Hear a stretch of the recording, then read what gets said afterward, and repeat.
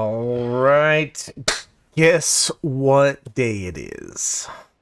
Yep, you guessed it. It's 2 days after the start of the new expansion. Not the early access, but the actual start. I've been putting this video together for a very long time. We're going to look at every spec with the exact same level of gear. We're going to be hitting the training dummies on all the DPS specs and maybe a few of the tank specs and just a little bit on healer specs. But yeah, primarily looking at what classes, like how the classes all play, or all each spec plays, before we get to all the hero talent stuff that's coming up with the new expansion. So yeah, I'd like to be playing the new expansion, but I committed so much time to getting all these characters to 476 eye level so that I can compare them all very nicely. So yeah. Now they did make a lot of changes. We're looking at changes that they made to the classes shortly before the War Within.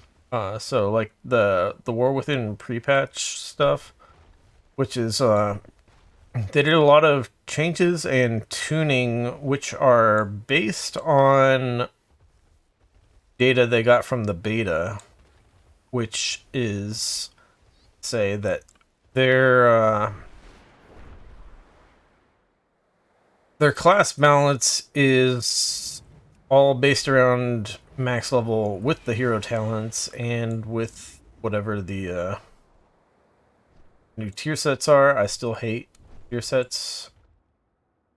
And I still think the game should be balanced before tier sets.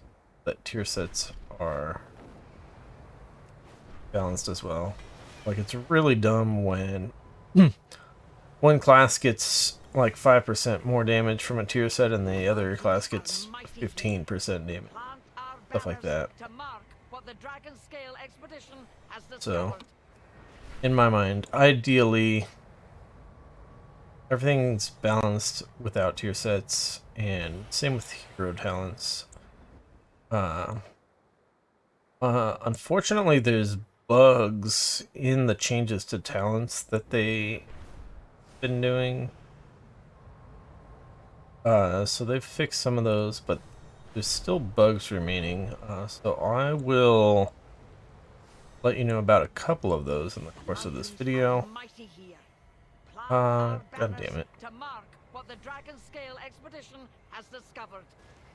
But yeah, there's some bugs. So some things are doing more damage than intended.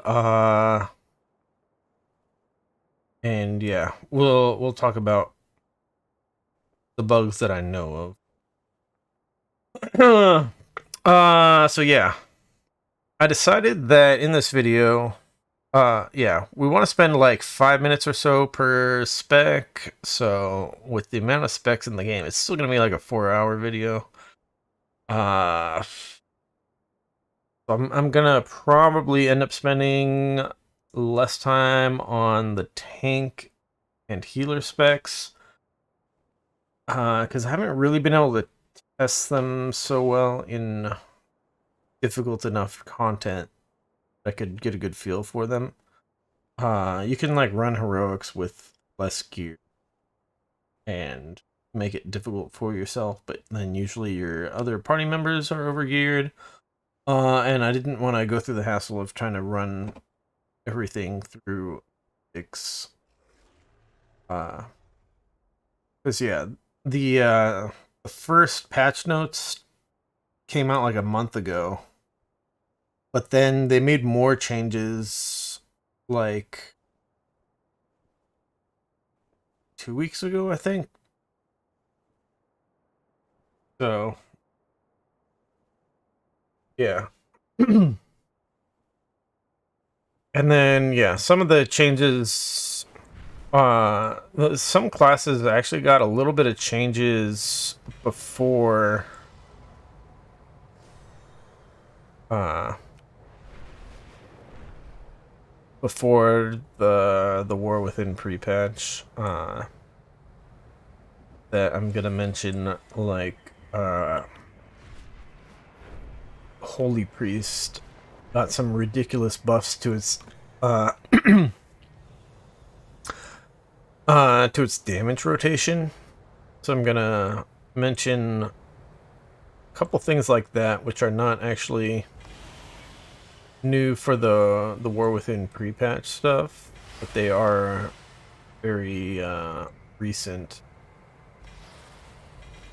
And yeah, I'm still only on 2 monitors. I really should get a 3rd monitor, but basically my slideshow's on my 2nd monitor, so I can't see OBS, and I'm probably going to screw up the scene transitions of switching back and forth between monitors, which is why I put the slideshow in the lower right corner here of the screen, so that it's just gonna always be on screen. So you'll probably have to watch this video at like 1080p, actually be able to read the words on the slideshow. But I'm pretty much gonna read through everything on the slideshow and expand upon that, so probably not that important. So yeah, general notes. They did nerf tank survivability in that patch from like 2 weeks ago. They did nerf tank survivability, and tank damage got buffed. They buffed a lot of the tanks, like 15% damage. Some of the tanks got kind of more specific buffs, like certain things got buffed less than others. But generally, it was about a 15% damage buff in general on the tanks. And then I don't know how much the survivability got nerfed exactly. For the Guardian Druid, for example, the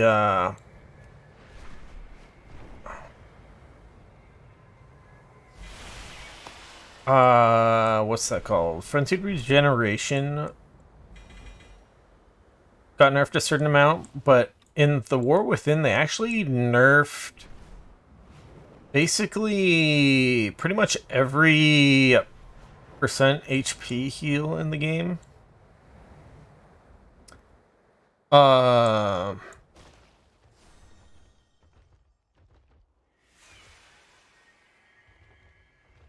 So they nerfed every percent HP heal because they increased stamina across the board like 60% or something, so that players have a larger health pool so that incoming damage is less spiky. Which will be good for PvE.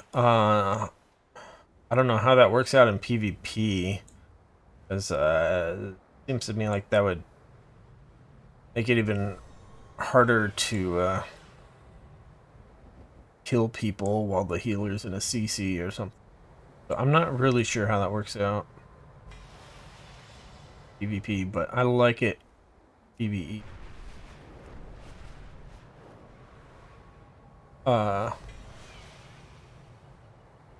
So yeah, theoretically, won't really be getting one shot by stuff when you first go into mythic dungeons whenever they open up. Supposedly. Like, just from that stamina change. They well, I'll have to talk about dungeon changes. I'll talk about in a minute. In case you aren't familiar with the changes that they made for Dragonflight Season 4, and then they have since done further minor changes in the War Within. Alright, so before we get to that though, talent power creep. They have done a lot of changes to talents on most of the specs in the and one of the things that they've done is buggy.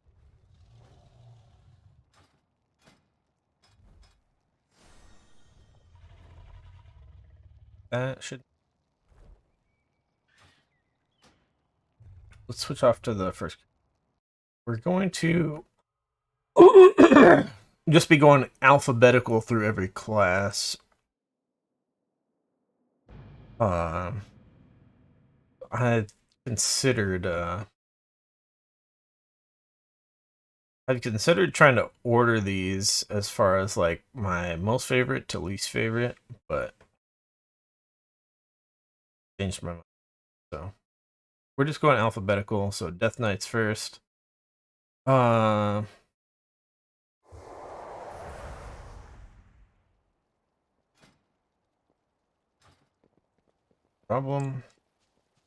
Kind of do need to update my mod, probably, but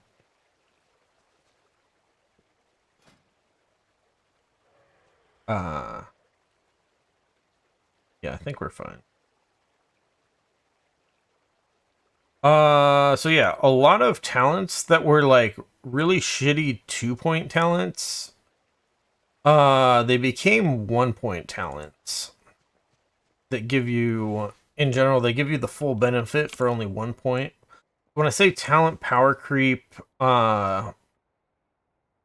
it's mostly that, where you basically, like, it was a talent that you got anyways because it was on the way to a really good talent that you wanted. So you basically ended up with a free talent point in a lot of those situations. Or in other cases, they just buffed some of the underperforming talents that you got anyways because they were on the way to something that you wanted. So in those cases as well, there's been some talent power creep. Just across most of the classes. Now there are still some underperforming talents and overperforming talents. It's not like they fixed talent balance at all. It's gotten a bit better. I'll mention it again when we get up there, but for example, there was one demon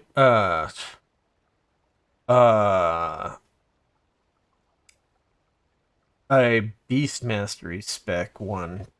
It was called Laceration. And it was like one that you had to go through, get to the side of the tree, and it was actually bugged. It was supposed to do 15% of your pet's crit damage as a damage over time on enemies, and then it was bugged and doing 100%. And then they fixed the bug and they nerfed it to 8%, I believe. We'll see it again when we get to it.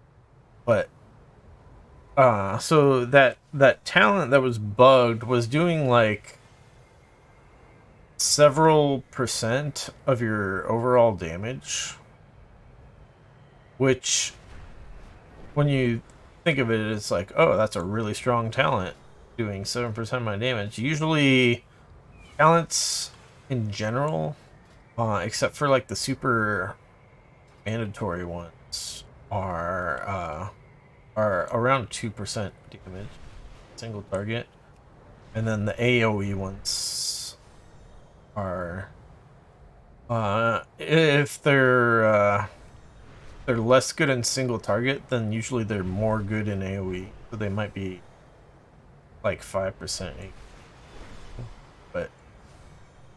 But so yeah, there was this one talent that was doing more damage than talents usually do, but then they nerfed the crap out of it, and I feel like it was a really dumb nerf. Because like everybody's still getting that talent to get the stuff underneath it, so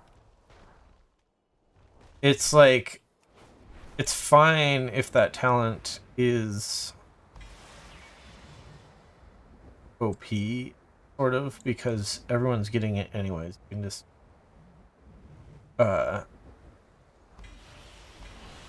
like tune down the overall damage of the hunter instead of instead of nerfing that talent to the point of it being like, why does this talent even exist anymore? So yeah, definitely still some weird stuff going on with talent. But yeah, they also nerfed a shitload of beast mastery stuff. We'll get to that later. Just it totally screwed over beast there. Currently,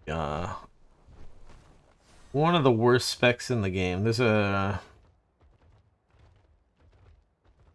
very strong case, I would say, for subtlety rogue. We're talking PvE. My understanding, subtlety is good in PvP, but PvE, I'm not good at it. It's definitely a spec that I don't spend my time playing. But I definitely spent some time the other day trying to make it do damage, and yeah, single target was a real struggle. I felt like I was behind on single target, and I was way behind on AoE damage. And yeah, currently Beast Mastery Hunters. Same boat. So yeah. Yeah, some talent power creep from talents getting buffed and getting extra talent points from 2-point talents becoming 1-point talents. And that also in some cases lets you get an additional like capstone talent at the bottom of the tree. Oh, I just realized if I bring up this slideshow, is going to be blocking part of it. That's unfortunate. But this it's just going to be that way. Anyways, so let's see. Dungeon difficulty changes. Yes. The dungeon difficulty in Dragonflight Season 4, compared to what it used to be, they made heroic difficulty equal to the new heroic difficulty equal to the old mythic 0 difficulty for dungeons. And then they made mythic 0 difficulty equal to the old, well, they couldn't make it equal to the old mythic plus 10 difficulty because of affixes, and it's hard to, you can't just put a scaling number on an affix, but they tried. So the scaling from old Mythic 0 to Mythic plus 10 was something like 86% or something, I believe. It was something like that. It was 8% per key level. And you start at +2, and yeah, it was something like 80 something percent. But the scaling, they put extra scaling for the affixes that were removed. So the scaling that they put on there was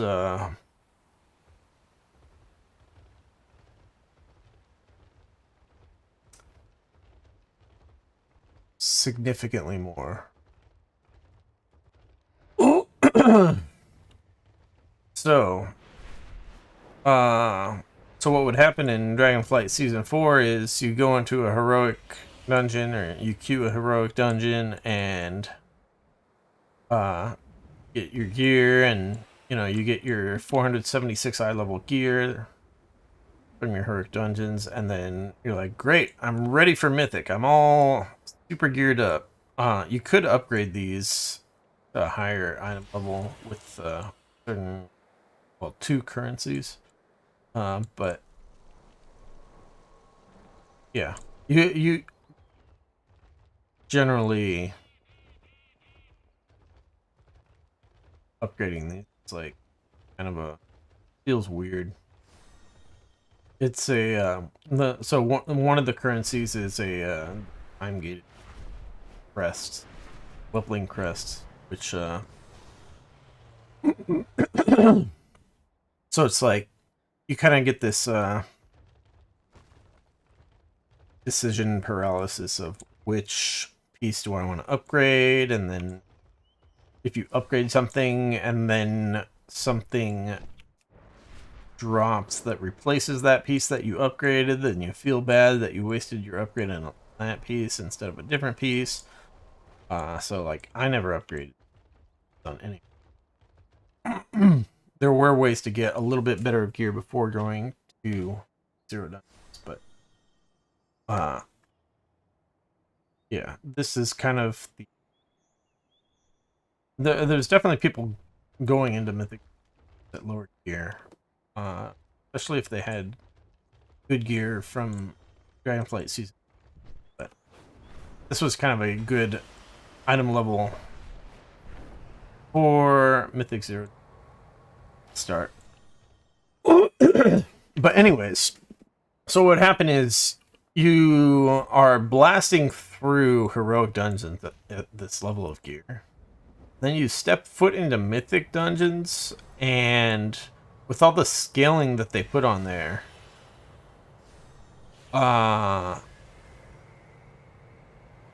the monsters had literally 3 times the health and 3 times the damage, if I recall correctly.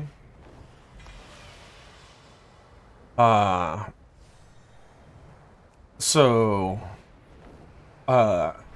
yeah, things that weren't a problem before are now suddenly one-shotting you. So yeah.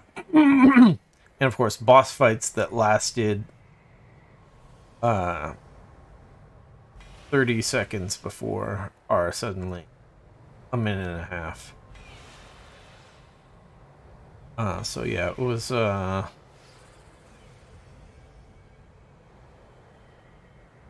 a very rude awakening. And then there's also just like all these little trash mechanics that people previously didn't worry about, and damage over time stuff that because the healer could do way more healing than needed in heroic. They were never a problem in heroic, but then suddenly these things that don't one-shot you are still doing tons of damage, so it became very stressful for healing people that don't know the mechanics. So it was very rude awakening. But they did make changes like a week ago for the War Within.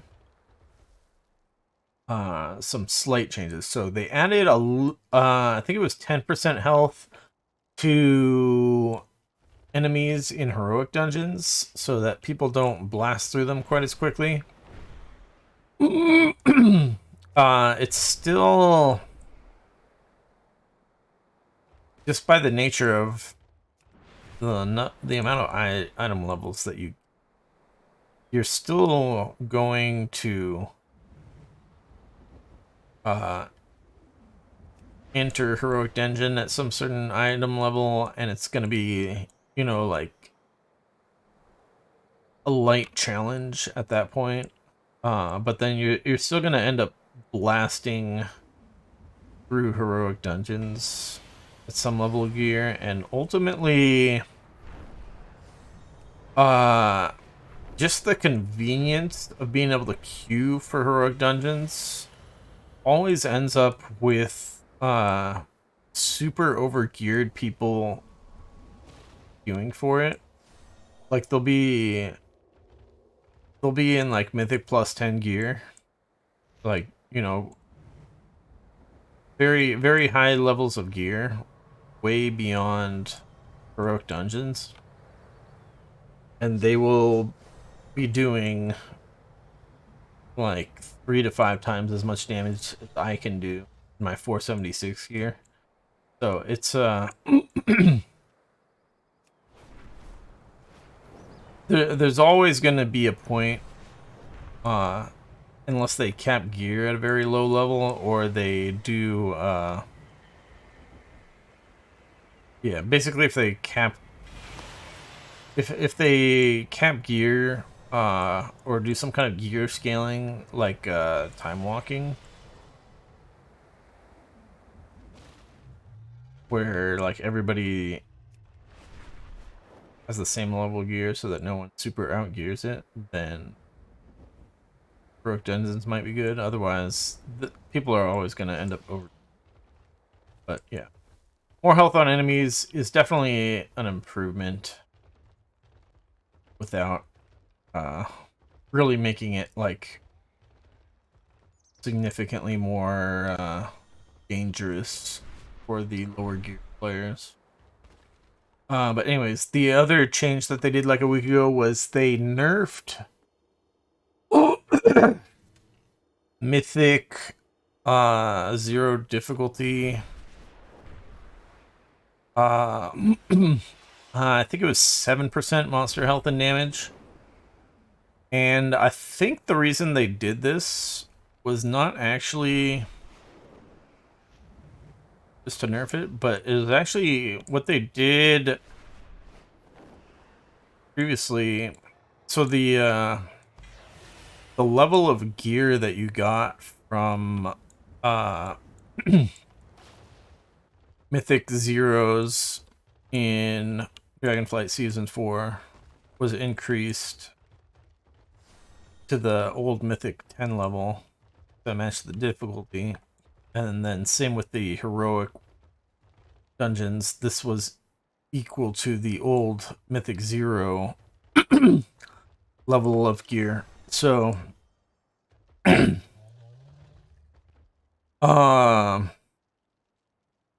so what they did, like, I can't remember how long ago it was. It was probably like a month ago.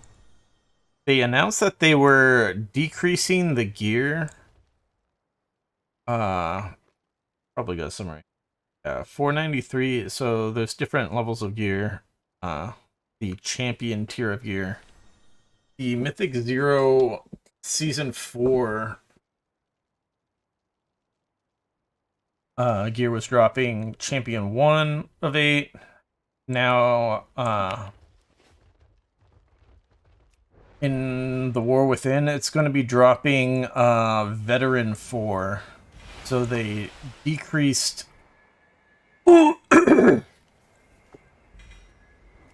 the gear that you're getting from Mythic Zero Dungeons by one tier, or by one upgrade level, but it's also one upgrade bracket lower, which makes a big difference for how much you end up upgrading that. So now to get your champion gear, you're gonna have to go into Mythic +2 dungeons. Get that, which is a very good change. I really wanted them to do that. But as far as I know, at that time, when they were nerfing the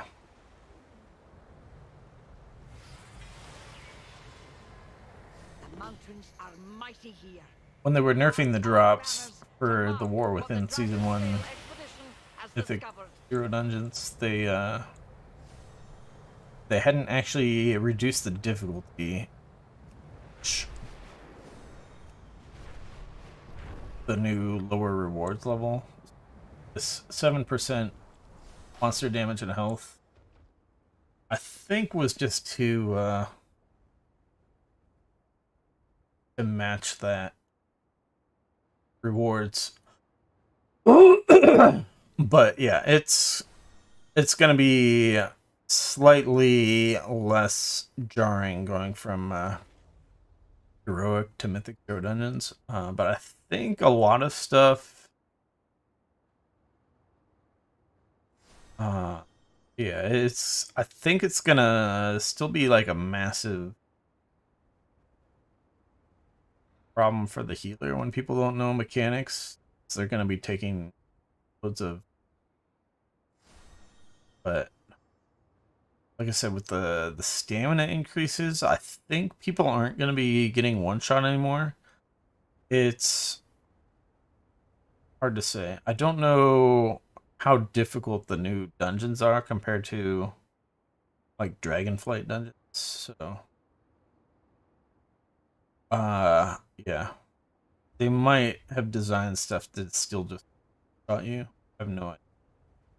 We'll see. Anyways, done talking about dungeon difficulty changes. We really need to get on with this video. I don't know how long I've been talking already, but we have a long ways to go. Let's see. We're going to be looking at all specs, level 70, 476 eye level.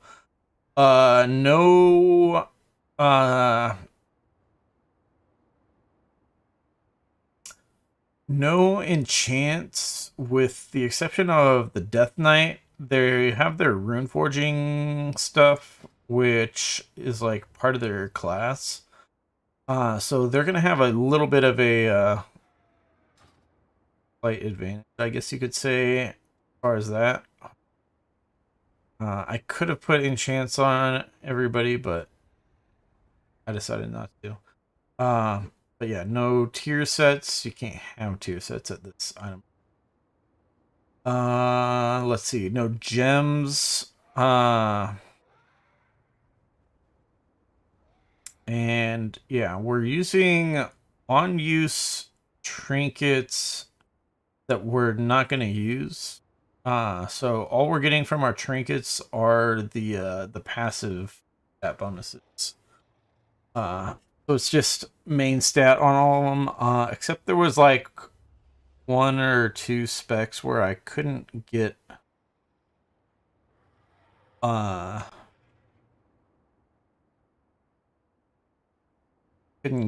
trinket I wanted. So there's very few exceptions to this, but basically everyone's exactly the same gear. And then one more thing is there's an issue with when we go to hit the training dummies. If you get like PvP mode activated on you, some of your abilities might do like different amounts of damage than they do in PvE. So we're gonna be watching. We have like a PvP talent selected, and essentially that will activate if we get active in PvE. So we'll just kind of keep that in mind. I don't know on every class like what abilities are messed up with the like what abilities have different scaling when PvP is active, but like if we were to hit the PvP training dummy here, we see that our PvP talent Strangulate. Oh, you probably couldn't see this because of the slideshow. But yeah, Strangulate replaces Asphyxiate. So it's like you get kind of like shadow flagged for PvP, where that ability gets activated. So that one happens to be it replaces Asphyxiate. Other ones are just like completely different spells. But yeah, when we're hitting the training dummies, we're gonna want to keep an eye on that, because if you look at for example the Frost Mage, Ice Lance does, I think it was like 75%. They buffed it recently. It does like 75% increased damage in PvP. So it'll massively affect the amount of damage we're doing to the training dummies in some situations if that gets activated. And it's not just when you hit the PvP training dummy. I've had it happen randomly other times where I think players are somehow putting me in that PvP talent mode. So yeah, we just want to keep an eye on it. It's kind of a asterisk on all of the stuff we do with the. I wish that wasn't a thing, but it is. And I didn't want to try to go find like some Shadowlands PvP, some Shadowlands training. Do that out. I think you had to go to your Covenant at the train. I don't think there were any. And the ones in Stormwind, they don't have a group of 5 all grouped up like they do over here. Yeah. I really wanted like a group of 5. There might be some other. I didn't look into it. We're just sticking with the Veldrak and training them. Okay. So yeah, that should be it on the general notes. We are gonna. Oh, I guess I should mention also, I have a bunch of little icons on the screen. That's weakars that I have set up. These are my own custom weakars that I set up for multiple specs, most specs. I have things to just let me know that certain abilities are off cooldown, so that I'm not staring as much at action bars, because my action bars are all set up to they're like set up to be the layout of my keyboard, which is not visually very helpful for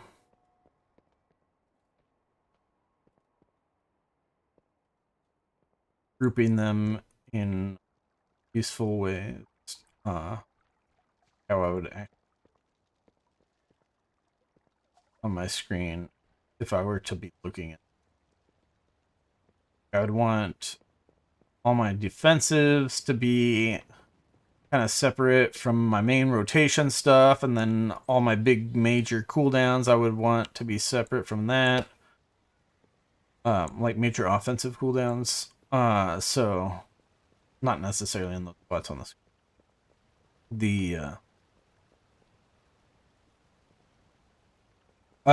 The idea is just kind of, I don't want to move my eyes around different places trying to figure out what button I should be pressing. Because then what ends up happening is something will come off a cooldown like Dark Transformation, and then my eyes will just kind of roll over it.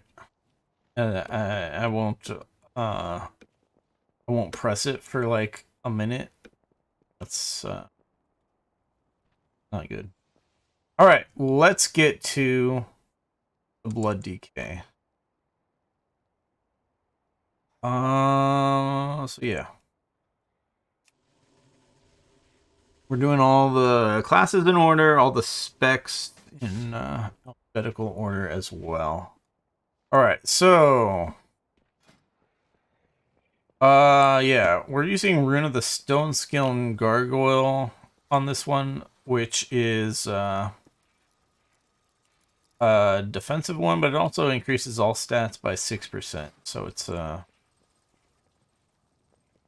little bit of a caveat there. We are not really going to go into full DPS rotation type of thing for the tanks. We'll look at it just a little bit as far as how the specs play. But so the things, I didn't really see any good changes for the Blood Death Knight in all the recent changes.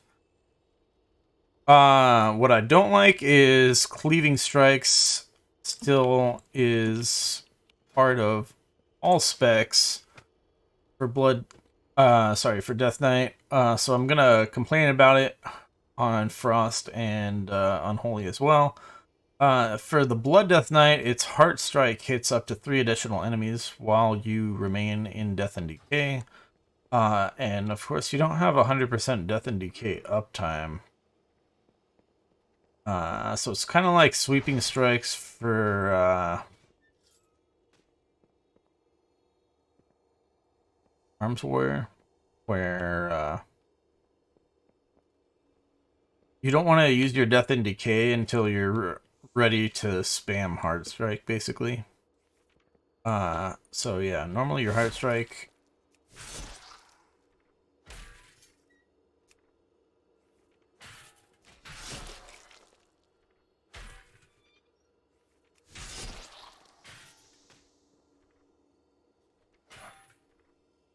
I didn't even Heart Strike by default hits target. Is that new? Anyways, so yeah, when you're ready to spam Heart Strikes in AoE, when you put down your Death and spam it and you're hitting multiple enemies at once.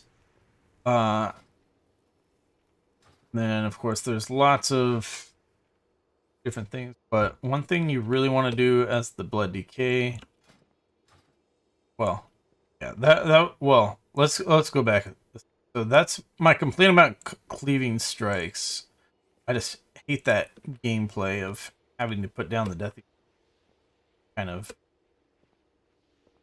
time it so that you get a lot of strikes. As far as all right, I'm gonna also complain on all specs for Death Knight about the rune regeneration. The class mechanic is you get runes that generate, and then your abilities that spend those runes give you runic power, and you get some from like auto attacks or something. But the rune regeneration, it regenerates 3 runes at once. So if we like use all our runes up, you'll see it generates 3 at a time. But what happens is even if it's only generating 1 at a time, it's still slow. So it's not like it generates this one 3 times as fast if it's only regenerating one at a time. The regeneration speed's always the same. So to actually maximize your rune generation, you need to always be generating 3 runes at a time. So it's like, it kind of like punishes you for stocking up on runes to spend them all in a short amount of time. For example, with the cleaving strikes, you need 1 rune for the death and decay, and then each heart strike costs 1 rune. So the amount of damage you can do in that becomes limited by the runes, where we can put that down and then we can spam the heart strikes for a bit, and then we have to wait for runes. And it's more of a problem, I would say, on Frost DK is where it becomes the most problem. But it's just really annoying. I wish they either made the when there's only 2 or 1 runes regenerating, it made those regenerate faster than when it's regenerating 3 at a time, or if they just increased the total number of runes from 6 to like 8, then it would just be like a massive quality of life. And then the other thing is just, it's kind of DK is kind of like one of the most annoying classes to play, because you're trying to balance spending runes and spending your runic power. Because if you are at maximum runic power and you're spending runes, then the extra runic power that you're getting just goes to waste. So just balancing that. This is, again, a problem that's more with the Frost UK, but it's just kind of on all specs. But sorry, for Death. So I'm just kind of gloss over. Yeah, it's just annoying when you want to press a different button, but you're like, oh, I need to spend this runic power before it goes. So yeah, that's annoying. And then yeah, the general gameplay of Blood Death Knight has not really changed. You're still gonna get bone shields. You can do that from range with Death's Caress, which gives you 2 bone shield charges for 1 rune. A great value. And it applies Blood Plague on it. So obviously a good way to start the fight. But then during the fight, you get 3 bone shield charges with the Marrow Rend ability. So you get armor from bone shield, but each stack doesn't give you more armor. It's just you have the armor if you have at least 1 stack. And then your additional stacks don't really matter. You just slowly lose them when you get hit by enemy. And you can use them in a couple other ways for a couple talents here that let you use them. AoE, you'll want to use several of them on this Bone Storm, and does a bunch of AoE damage.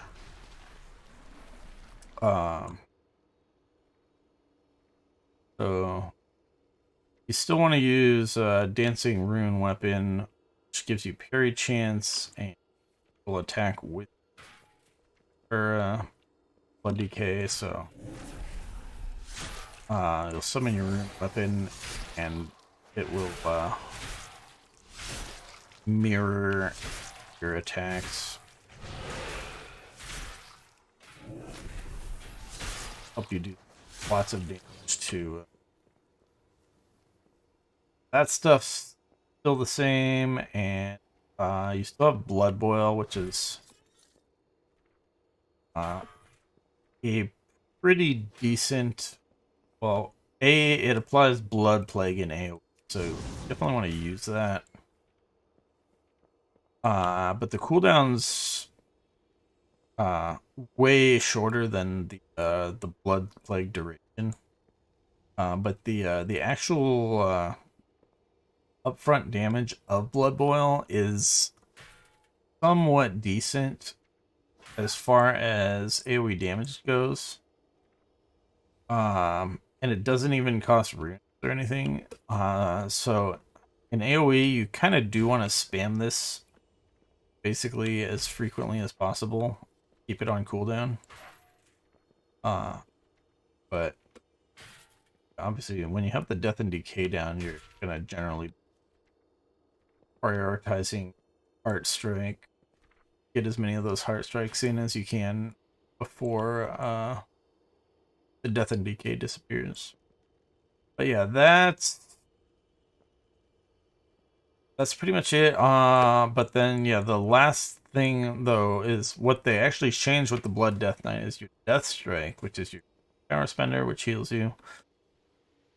They changed how this works. I really hope they revert this. But like the way it works is it heals you for some percentage of the damage that you took in the last 5 seconds, but the way it worked before was you had enough runic power to death strike a couple times in a row. Then when you take a really big hit, you would just death strike twice and negate the vast majority of that hit. Now what happens is you can only death strike a piece of damage once. So death striking twice in a row basically is a waste. The second death strike's a waste. So they kind of made it so that you're somewhat forced to do your death strikes 5 seconds apart, which is just really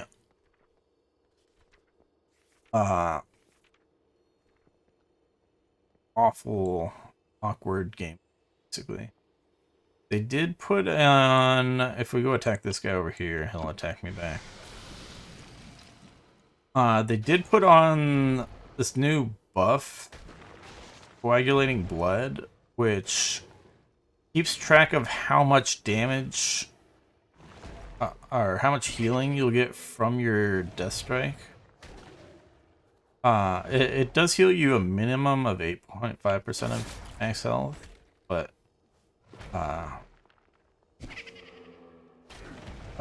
so you don't really want to Death Strike if the damage is below a certain threshold.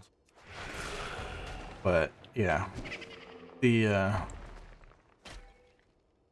thing's supposed to tell you how much damage you're gonna heal with the Death Strike, but as far as I've seen, it doesn't actually. It's either like very slow to react to you death striking, or something's kind of wrong with it. So, like it doesn't update. I think there's like just like a delay on it updating.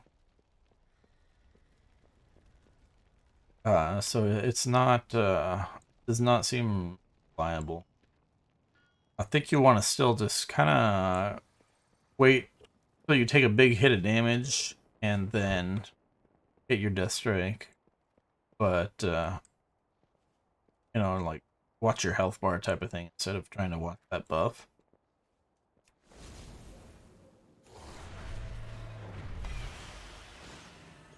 But yeah, can't death strike twice in a row.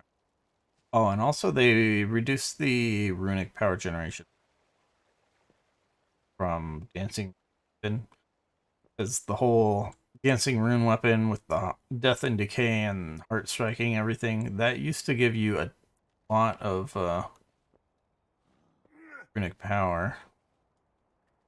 It's great for depending on strikes drive, but they nerfed that a little bit. So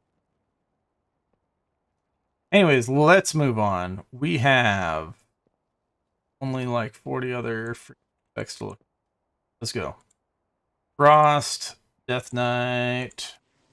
Here we come. All right. Frost Death Knight actually got amazing improvements. Frost DK was like very bottom tier DPS. You had to go for very specific talents, and it was also super super underpowered on the dual wielding specifically.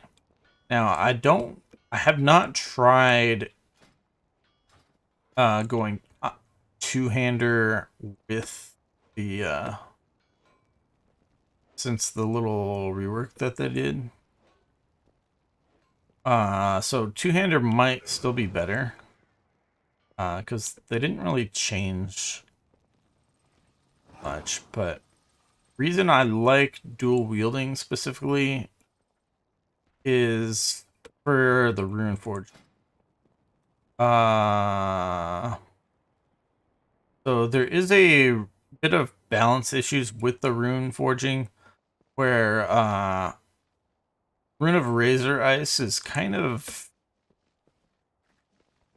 it says that the thing causes 155% extra weapon damage as frost damage. That part, it's not giving you, it's giving you very little damage. If you look at the actual weapon damage on here, for example, on this sword, 920 to 1536 damage. If I go auto attack something, the Rune of Razor Ice damage is doing a lot less damage than 155% of that. So I don't know what's up with that. It's been like that for a while. I don't know how long exactly, but it's been like that for a long while. So I think that's kind of possibly bugged. But basically the two-hander build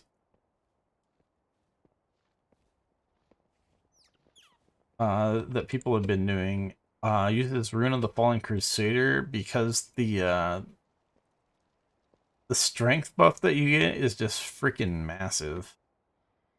But when you're dual wielding, you can get both. So that's why I'm dual wielding. Specifically, there's a talent, Shattering Blade. This was on the tree before when they did a rework like months ago. They did like a minor rework. And I think it was a new talent at that point. But yeah, when your Razor Ice debuff on the enemy stacks up to maximum stacks, then your Frost Strike does a bunch of extra damage, which is cool. But uh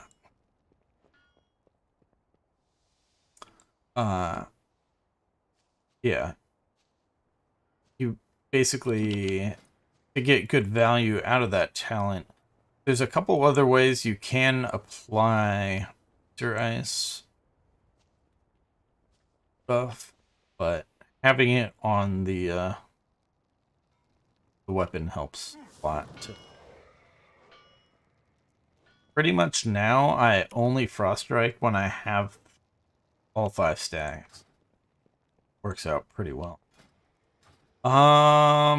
Let's see. So yeah, Cleaving Strikes for the Frost DK works with Obliterate. So Obliterate hits up to 2 additional enemies instead of like 4 or whatever it was for Blood DK on the Heart Strike. So yeah, Obliterate's kind of your main rune spender on Frost DK. It's yeah, same type of problem where also you don't want to Death and Decay at a low number of runes because Obliterate costs 2 runes. So you really want to be at high runes when you use that Death and Decay so that you can really get value out of the pain in the butt. Of course, same rune regeneration kind of problems for Frost Decay.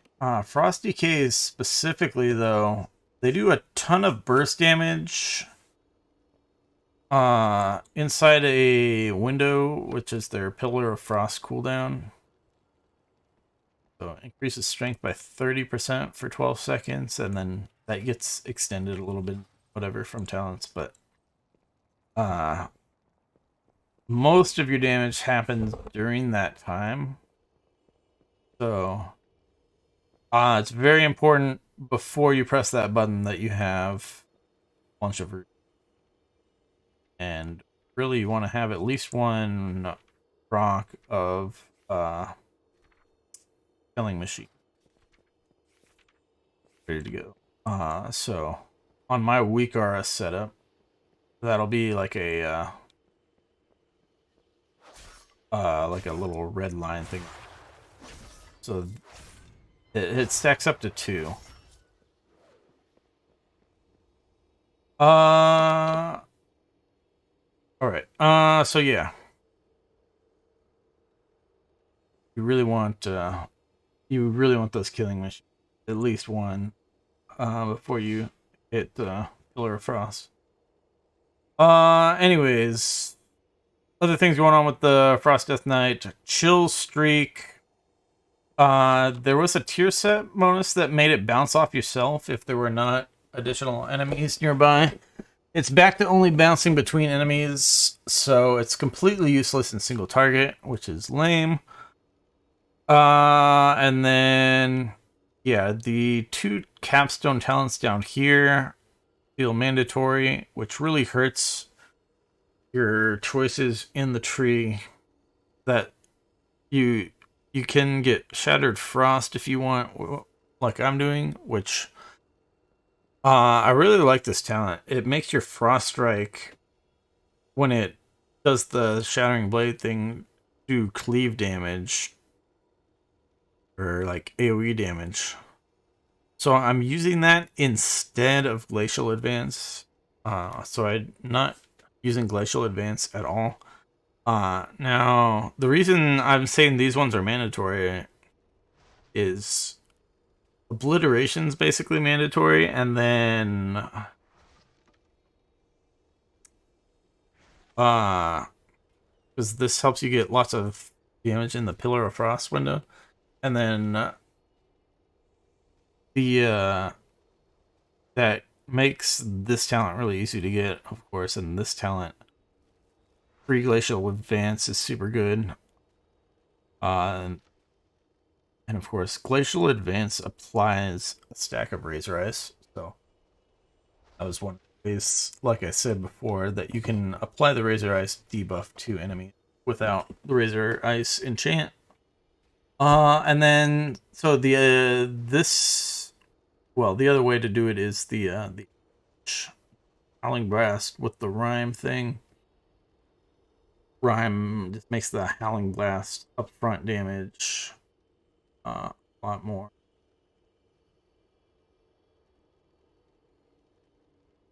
Where is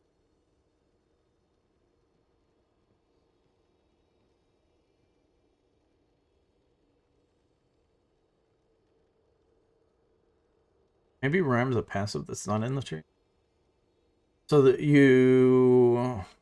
Sometimes you get this buff called Rhyme. And it makes the upfront damage do... Yeah, 4 times damage. So... but yeah, that talent Avalanche... That will apply Razor Ice and deal AoE damage when you cast Howling Blast with the buff. So, that's your other way to apply Razor Ice without putting it on your weapon. Now, let's see. So yeah, those are mandatory. This is not mandatory. I don't think, but it feels really good. But unfortunately, that leaves us with a build that still can't justify Frostworm's Fury having reduced cooldown and freezing enemies. So that part sucks. I really want this talent. I still hate Cindergrosa's Breath. Because kind of the gimmick of this is that you are using all your runic power here, and so you're never frost striking or glacial advancing. This is all your runic power gets spent here, and you're just spending runes on like Obliterate, and Rhyme makes Howling Blast free, so you'll still use that. But basically, that's the gimmick here. But you're trying to make Breath of Cindergrosa last as long as possible, but any kind of mechanics that you can't stick to the boss constantly, or if you just have to run between one pack of enemies and another, you're gonna lose Breath of Cindergrosa.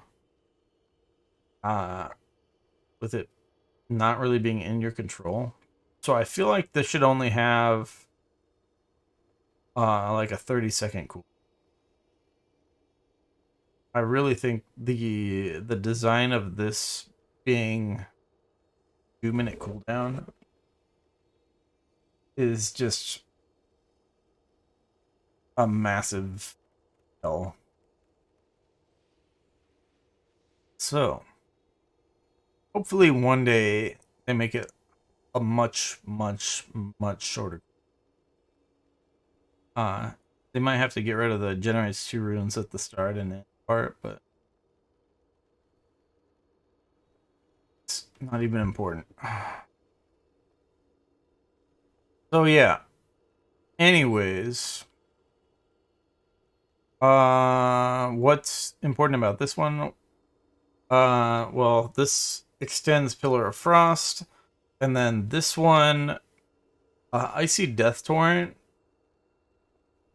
I don't know why, but the proc rate on this is just really good. So this ends up doing kind of a lot of damage. As far as like relative to how easy it is to get to. So that section definitely mandatory as well. So yeah. All right, so yeah, let's hit some training dummies. We still got Strangulate on here, so we enter PvP mode. That'll replace our Asphyxiate, and I don't know how stuff changes for Frost Death Knight. Let's go. I think I'm spending way too much time talking about stuff instead of actually just getting the training done. Oh, and they changed Frost Scythe. But I don't really know if it's good or not. It's 2 runes down and it has a cooldown. So it's no longer something that you can spam in AoE situations, but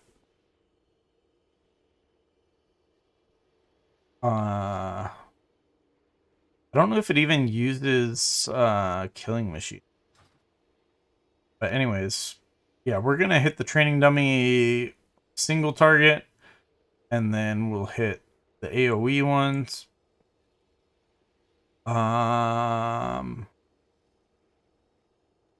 Yeah. I'm just trying to think how much time this is. Yeah, we're gonna let ourselves get a couple of those, and then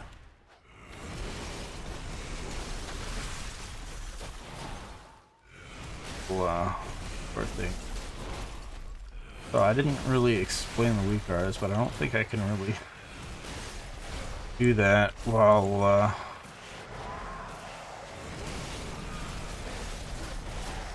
trying to not screw up the rotation.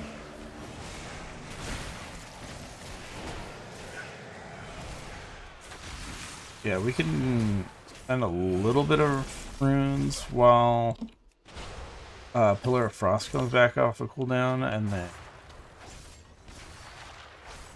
gonna just save up for a second.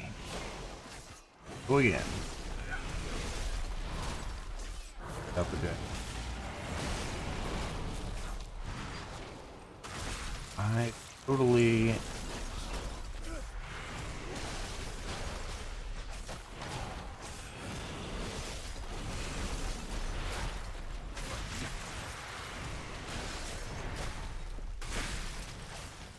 Yeah, we're using that good old horn of here.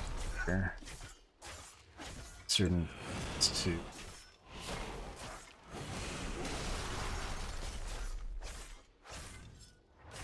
give us stuff. Oh, I thought I already hit the.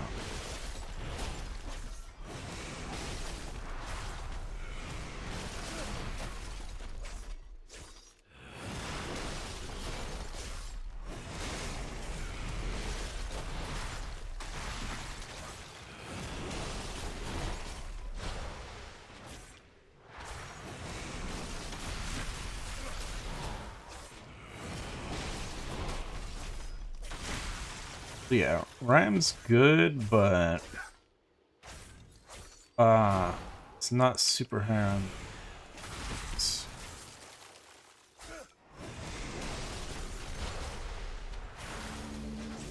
Alright, here we go. Oh, yeah, we've been going at this longer than I even.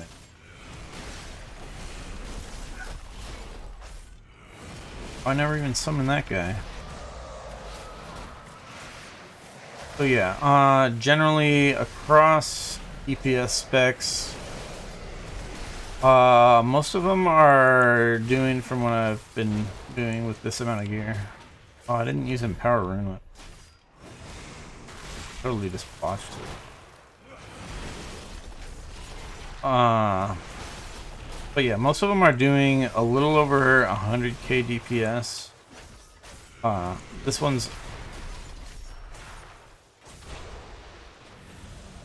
This one's definitely a little bit better than I've been performing here.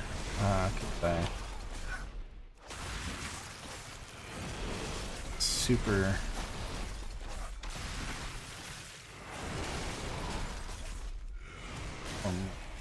We need to move on. But yeah, I should have used. Yeah, I meant to only do like a 2-minute rotation. Just basically use all our big cooldowns once, and then because Pillar of Frost is a 45-second cooldown, use that like 2 times. Was what I intended. I need to adjust my chair because it sank down.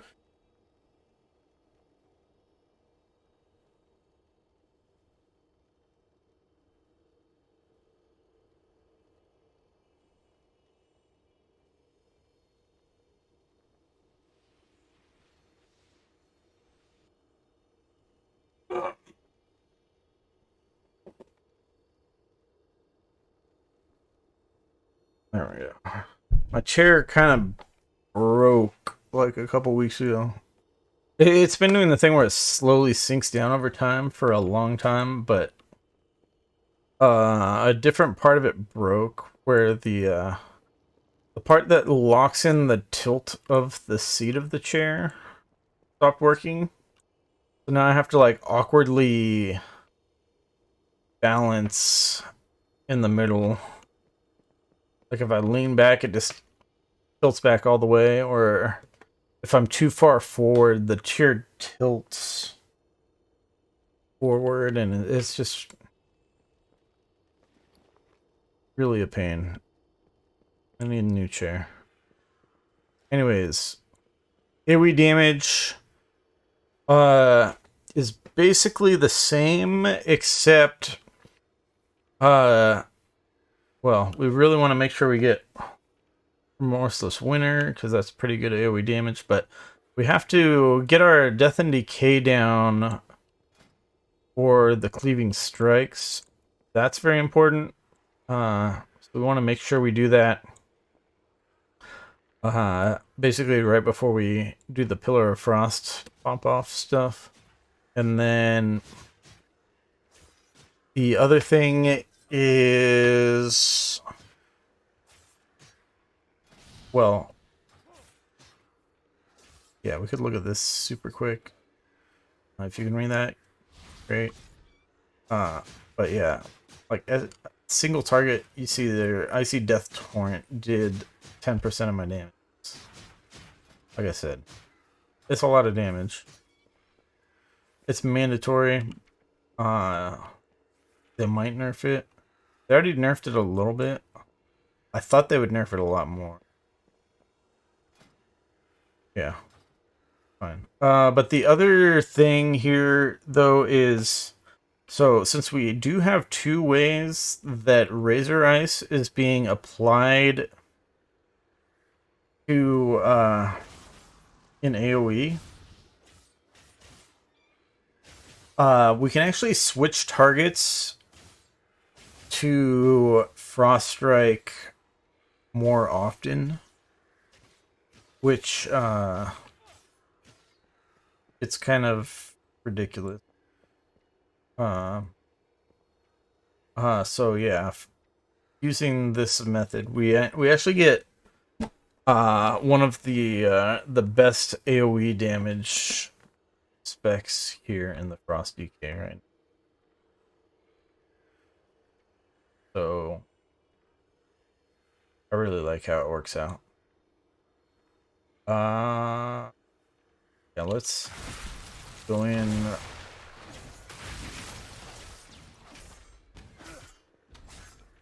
Gonna wait till we get ourselves some stuff and then a couple times and then...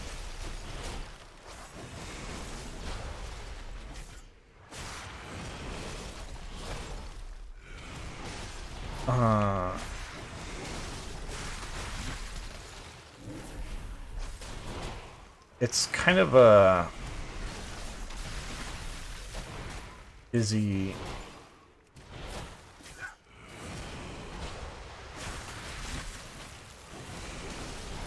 trying to keep switching between targets to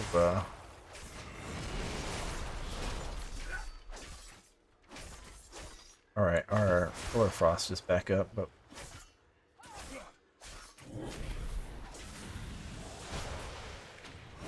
a second.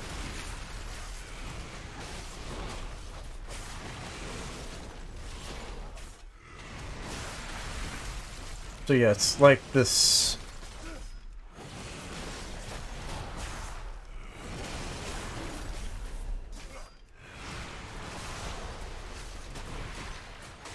I don't even describe it. But yeah. If I was actually pressing my AoE buttons properly, I don't have those set up on the weak cards. To remind myself to press Empower Rune Weapon and A-Bomb Limb, Frostworm Tree. But yeah, if I was actually pressing those buttons properly, we're you know, like 330, 340, what I did when I was testing it before on the DPS.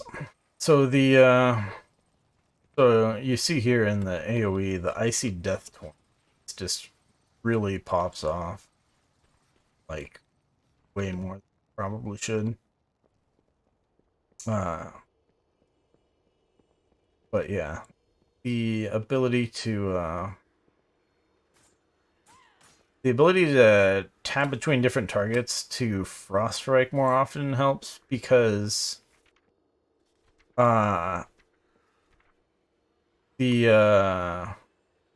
runes are sometimes a problem in your frost DK rotation, uh where you need more runes for obliterate.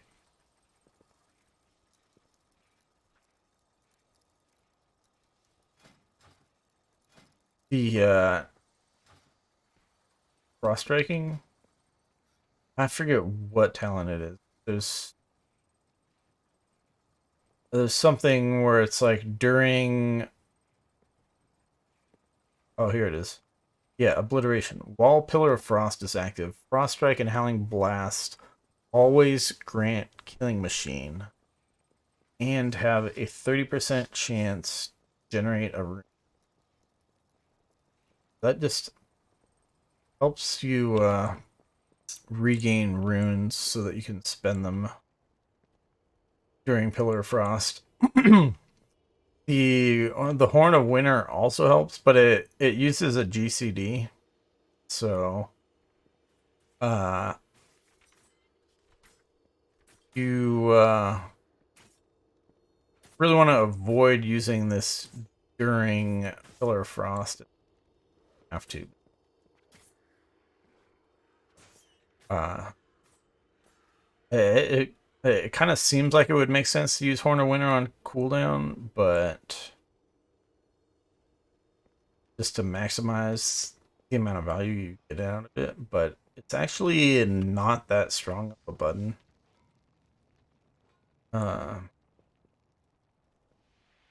It's just more of a button to help you out if you get bad RNG with your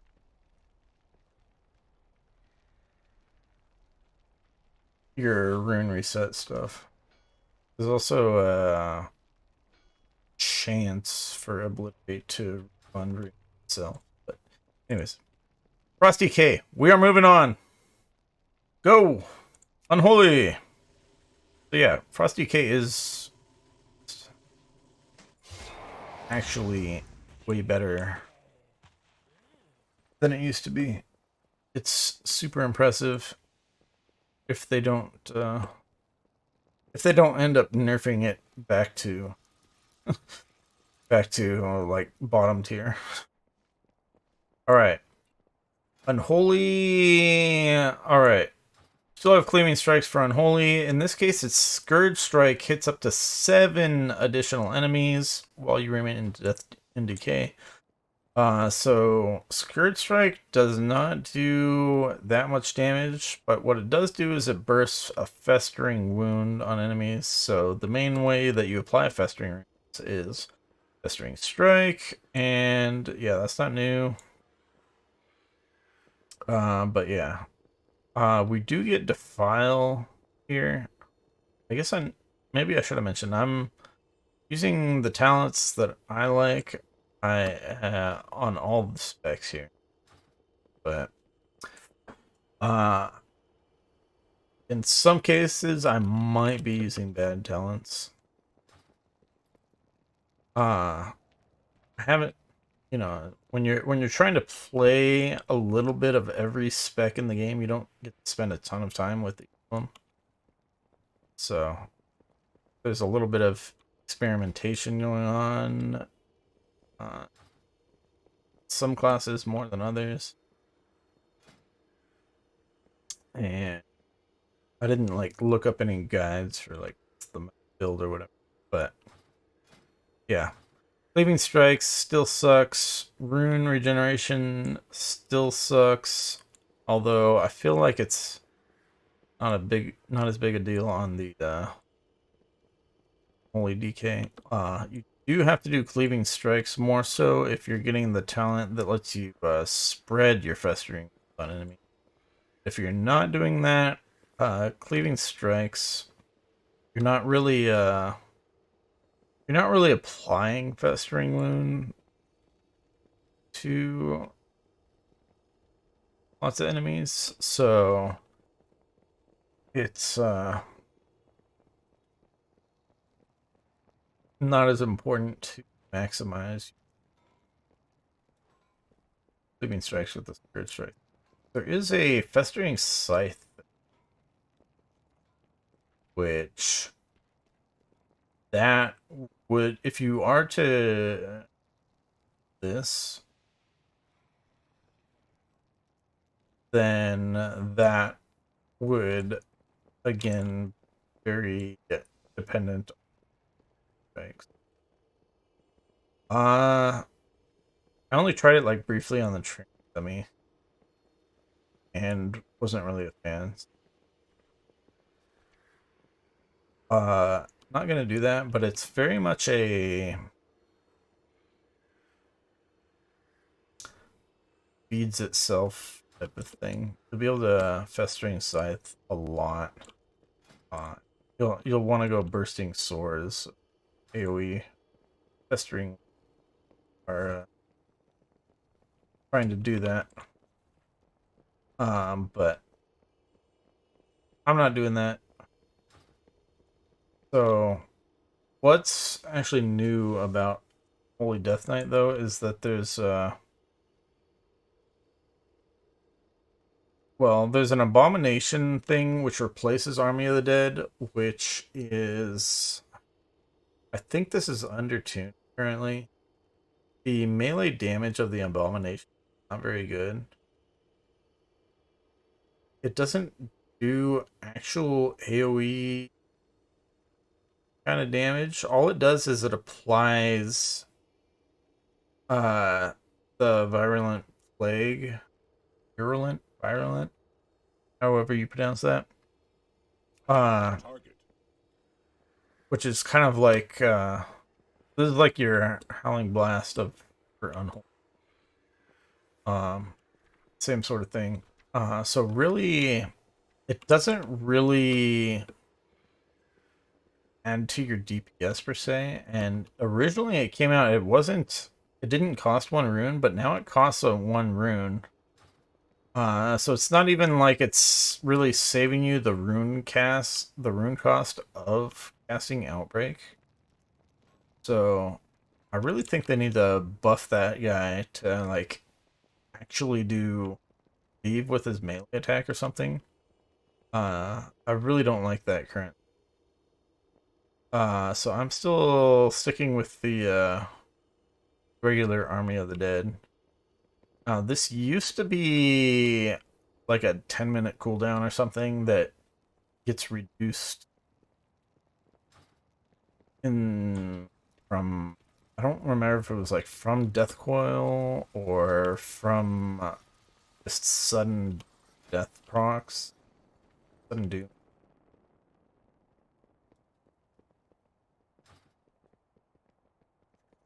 I don't remember exactly how that worked before, but yeah, it used to be like a 10-minute cooldown that gets reduced abilities, basically.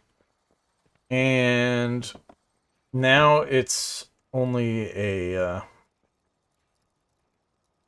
I am happy with sticking with Army of the Dead. But yeah, the we are getting from here the talent for get the caster whenever you do Apocalypse or Army of the Dead. But then the passive over here gives you another one for 8 seconds whenever you consume the sudden doom proc, which is no longer a free death coil or epidemic, but it's Oh, I keep forgetting the part of the screen's blocked. Probably can't even see that. But yeah. But then the other thing is, yeah, so they're no longer free. It's like reduced runic power cost. They like do more damage or whatever. But the other thing is this one. The Magus of the Dead does a Shadow Bolt volley.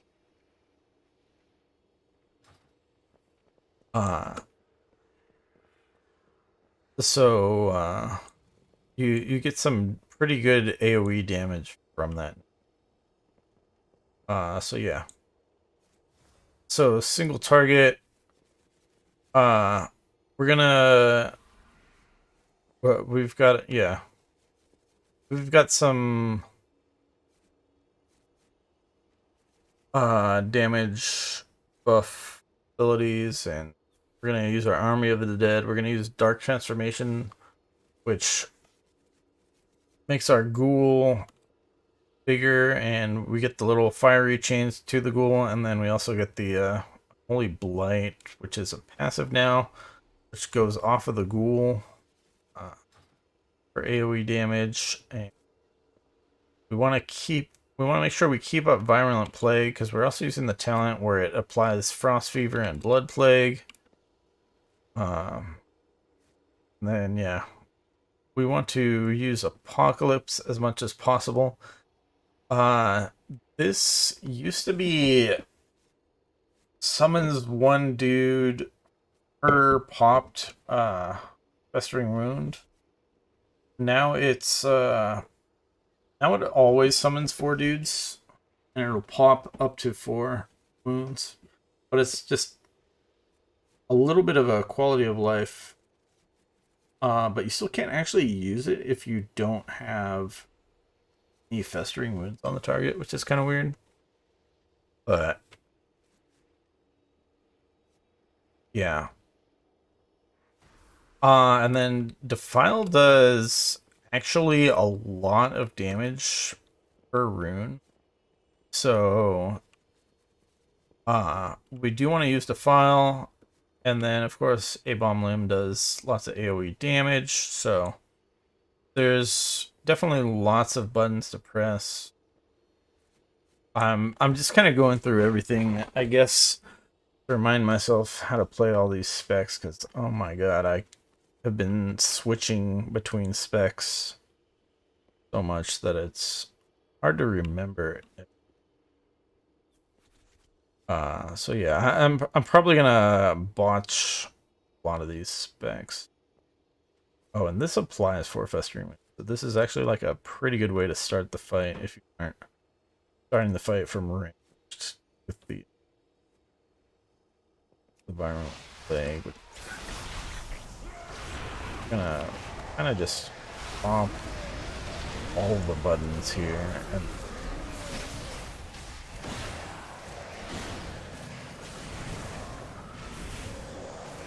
oh, and I get like a little green whirly thing. Violent. Sudden death proc.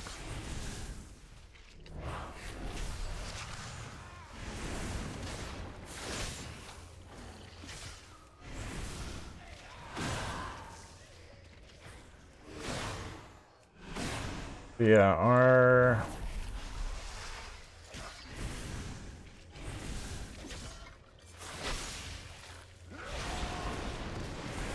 pop-off phase kind of ended, but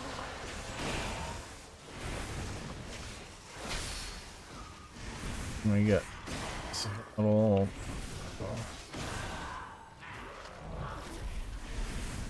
Oh yeah. I think Unholy DK is a little bit worse than Frost DK, but it's still plenty decent here on the single target. But yeah, let's just stop there. Now, obviously the yeah, we're doing, you know, we're like kind of barely hitting the 100k single target DPS on this spec. So, like I said before, the good specs are doing a little bit more than that. More like 110, 115k in the most part. But I wouldn't. This isn't one of the bad specs, per se, but it's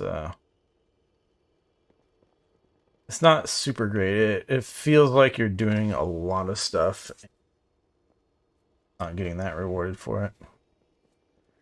All right.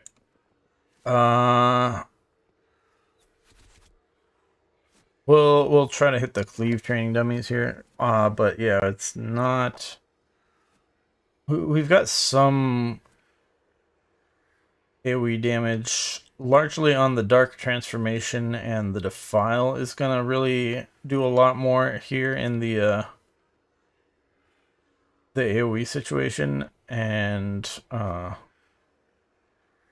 A-Bomb limits a good burst cooldown, but it's not as good as far as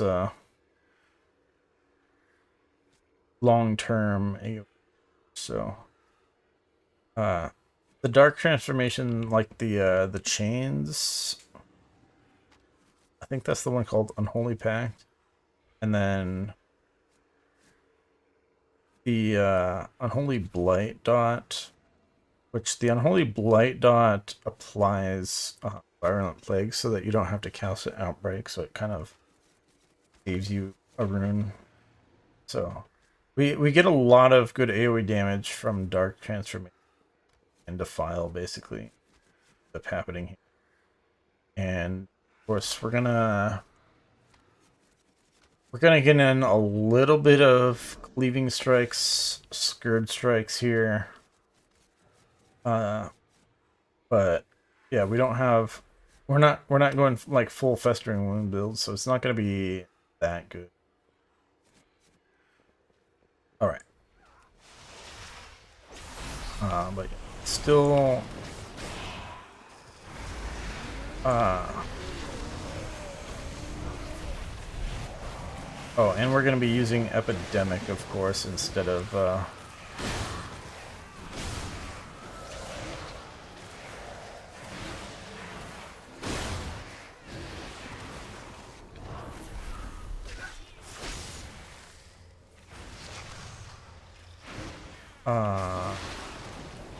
Epidemic instead of Death Coil.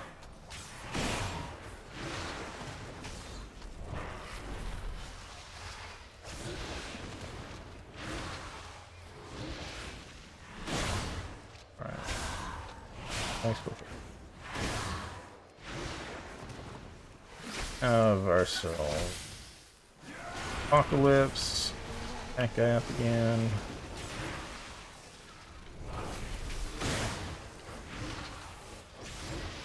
So some more Human Strikes in, more Epidemics to... We're camping on the tower.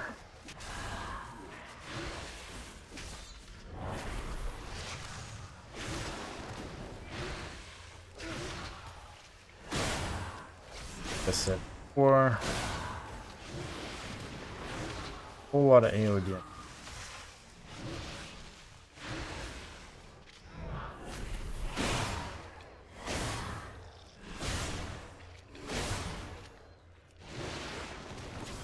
Let's just end there.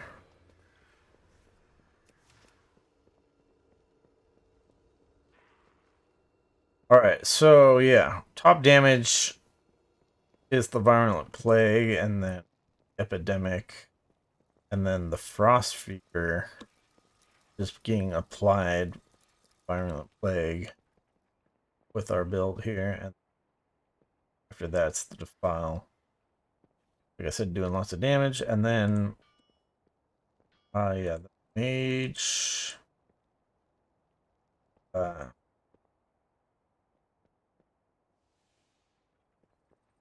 yeah, the Shadow Bolt does the volley of Shadow Bolt. I don't know why it doesn't say Shadow Bolt Volley, but yeah. The mage still does decent AoE damage there. So yeah. Unholy DK, pretty decent. The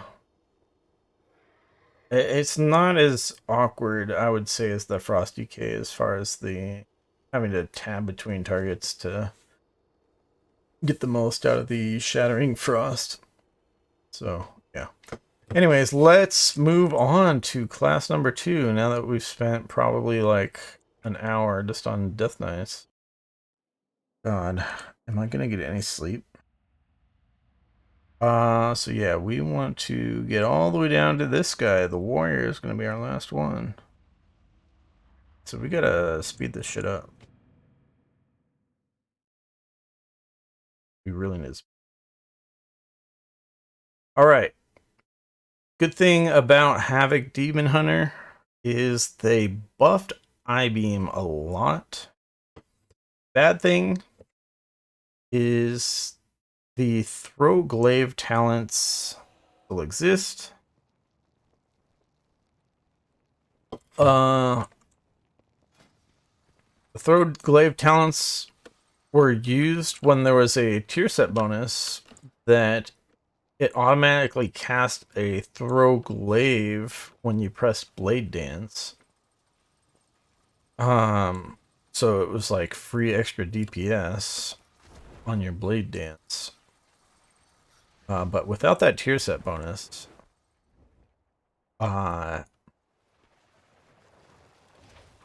basically you ain't pressing throw glaive very much. So it's really weird to have those talents still around. There's possibly that tier set bonus will essentially be like in some hero talents. I'm not sure. And then the other problem with Havoc Demon Hunter is really the Chaos Strike single target damage. Chaos Strike being your Fury Spender is for single target. That ability does not do that much damage. But yeah. Otherwise, Havoc Demon Hunter has not changed much, so that's good. At least we can get a lot faster into hitting the training dummy. So the build, I-Beam, like I said, I-Beam buffed a lot, which really helps with the just super good burst AoE damage.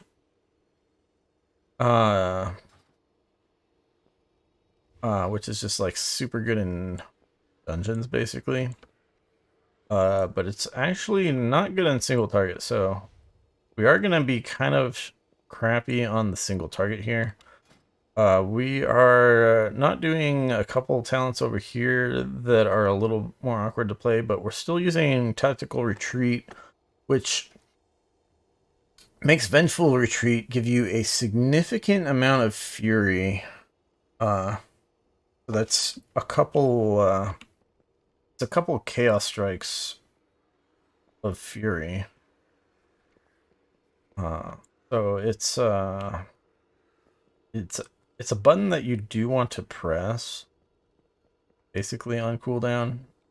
But you kind of gotta do it in a way where it's not gonna like just put you far from the enemy and then like you're running back to the enemy to hit them again. So it's really a bit awkward. And yeah, we are definitely playing like Immolation Aura talents, so we're gonna press that as much as possible. We're just not doing the Fell Rush one. Yeah. That's the build I'm using. That's just the way it is. Yeah, we're gonna I-Beam and do what we can. And then we'll Metamorphosis, which resets the cooldown on I-Beam. So we're gonna more of that. Kind of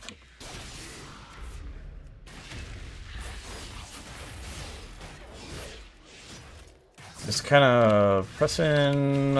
I don't have weak R's like all set up for this, so we're doing what we can here. So you can see the DPS looks good first, but now that Metamorphosis is expired, the damage is going to be going down a lot. Now, if I did have weak R's,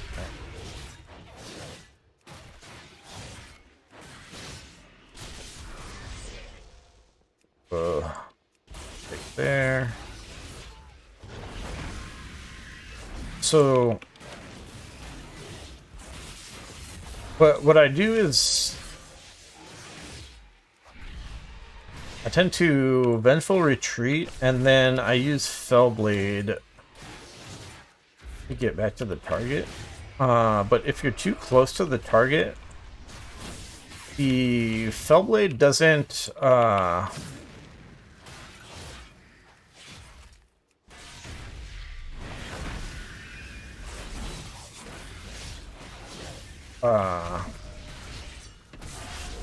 doesn't actually put you back on target.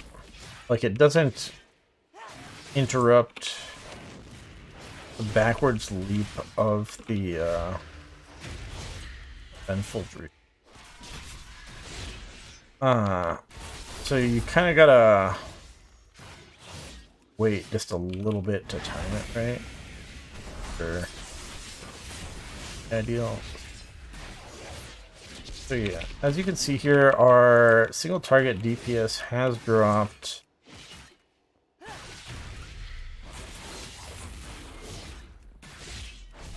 a little bit below 100k. Not good on single target DPS. Our Metamorphosis did come off a cool. I think we got some talent that's like. Anyways, we'll move on to AoE real quick here, and I can't remember if this one actually does good AoE. But just in practice in a dungeon, just the Giga Burst damage on I-Beam, like, really nice. But yeah, it's not. Obviously, it's not that great in target. Let's see. So yeah, we'll start off with a.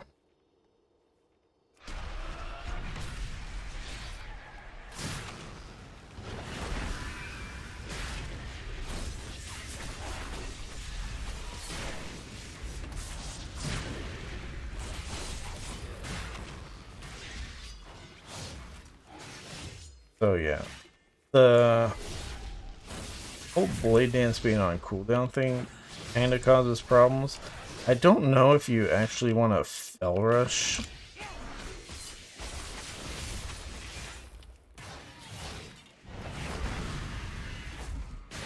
In this spec for damage, like without.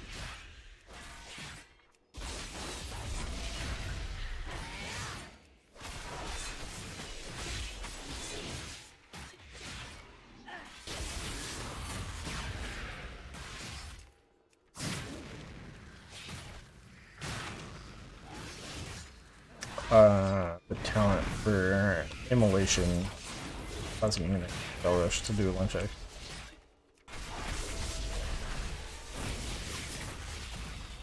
So yeah, very much a more of a burst damage spec, and not doing very well on the sustained. But yeah, you use Fell Rush. It's just Fell Rush is just not that great.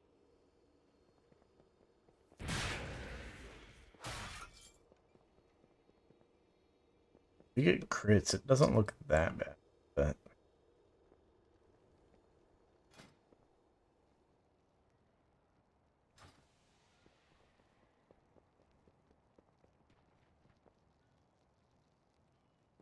So I-beam's good, or sorry, yeah, I-beam's good. Immolation R is good with the rage fire on this build, but yeah, the kind of the issue I would say really with Havoc Demon is, apart from this build definitely not being very good at single target damage, we're also struggling on the AoE damage because all the AoE damage buttons are cooldowns. There's not any kind of spammable AoE or a there's not a thing where something that is spammable is cleaving all the time type of thing. So yeah, good bursty damage, not both on single target and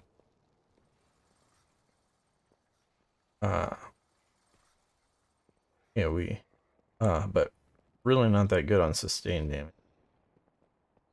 But I mean, you're not in real world scenarios, you're not attacking enemies for that long at a time without interruption.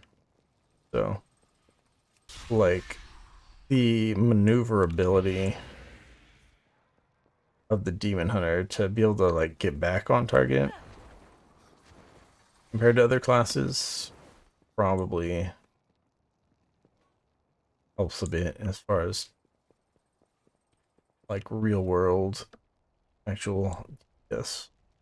But anyways, Havoc Demon Hunter, we are moving on. So, onto Vengeance Demon Hunter. Vengeance Demon Hunter did not really change. They removed double utility sigils being given from illuminated sigils, so now it's only Sigil of Flame gets an additional charge. Before, people were getting both Sigil of Silence and Sigil of Chains with 2 charges, and it was just so much ability to AoE interrupt monsters, which made them the OP tank in dungeons the past couple seasons of Dragonflight. So yeah, they got nerfed. They still, I don't like Spirit Bomb. It does pretty good damage. I don't really want to give up anything to get it though. I'd rather stick with soul cleaving everything. Yeah. Tanks. I'm pretty sure these guys did get damage buffs like the other tanks did, even though these were already at a tank spec previously. But yeah, I do believe these guys do fairly decent. As far as tanks are concerned, I'm not really sure what's like the top tank. I know bear tanks can do a lot of damage.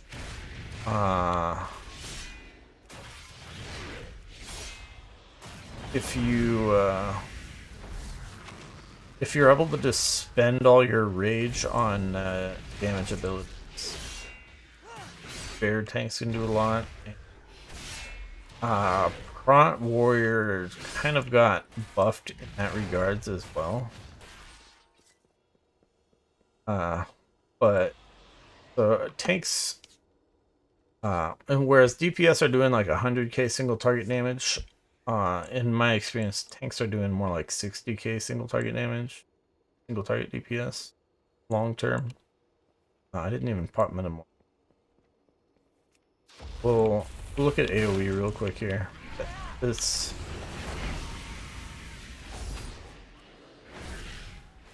Oh, my freaking fiery brand's on cooldown, so that's... Alright, let's see this. Yeah. Vengeance Demon Hunter. As far as the tanking stuff goes, you get all these little souls popping in. Yeah, those heal you. And then also, you have your Demon Spikes cooldown, which increases your armor and your parry chance for a short time. But...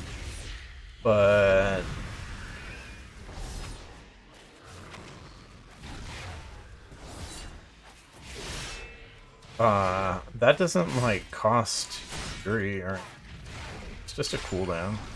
You can kind of just press that whenever you... It's not even on the global cooldown. So pressing it doesn't even, like, trigger your devastation. So the spec does, like, a very consistent, which would be higher if I was using Spirit Bomb, but Spirit Bomb. We're doing a lot of our damage from the Soul Cleave instead. Alright, let's get out of here. Yeah. We've got a couple other defenses, but, like, yeah. Not really. Let's just move on. Vengeance Demon Hunter. Yeah. Well, I don't really know how good all the tanks are as far as survivability goes now without it's really gonna have to wait till probably heroic dungeons are gonna be too easy. I'll probably have to wait till I play them all in mythic dungeons in the War Within to get a better feel of them in. I played them all in mythic dungeons earlier in Dragonflight Season 4, but it's not since the nerfs to tank survivability, the buffs to tank damage. Yeah. Let's move on. Our next class after Demon. Druid. Balanced Druid. Okay, Balanced Druid still has the stupid Eclipse gameplay, where if you're not in an Eclipse, you cast 2 Wrath spells to get the Lunar Eclipse, which improves your Starfire AoE spell. Or if you're not in an Eclipse, you cast 2 Starfires. Back here. You cast 2 Lunar Eclipse. Or you cast 2 Starfires to get the Solar Eclipse, which empowers your Wrath. So yeah. That whole thing is really that's still in the game, and really it like really punishes you for making the mistake of so you get the Eclipse you want, you're spamming the ability that you want. If you keep spamming it and after the Eclipse ends, it puts you in the opposite Eclipse from what you want, and then you can't get back to the Eclipse that you do want until that other Eclipse ends, or you can press Celestial Alignment, and that'll put on both Eclipses, and you can use that kind of as a fix it button. But yeah, it's definitely don't like Eclipse gameplay. They did some changes to the class tree. I think the class tree still sucks. You still have to get stuff that you don't want to get in some situations to get to things that you do want to get. For example, if you want 15% move speed all the time, you have to get Rake for cat form, which is like, I don't want Rake for cat form. It'd probably be OP for them to kind of give you move speed for 15% for only 1 point, but I wish it was something different. Like,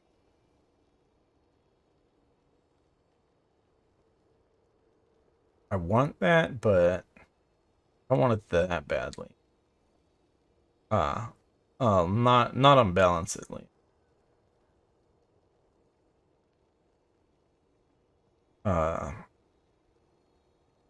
So yeah, there's kind of problems like that. The other thing is, if you want Bash or Incapacitating Roar, which are still on a choice node, can't ever get both. It's a little bit annoying. Then you have to get these stupid ones over here. Which these points are a complete waste.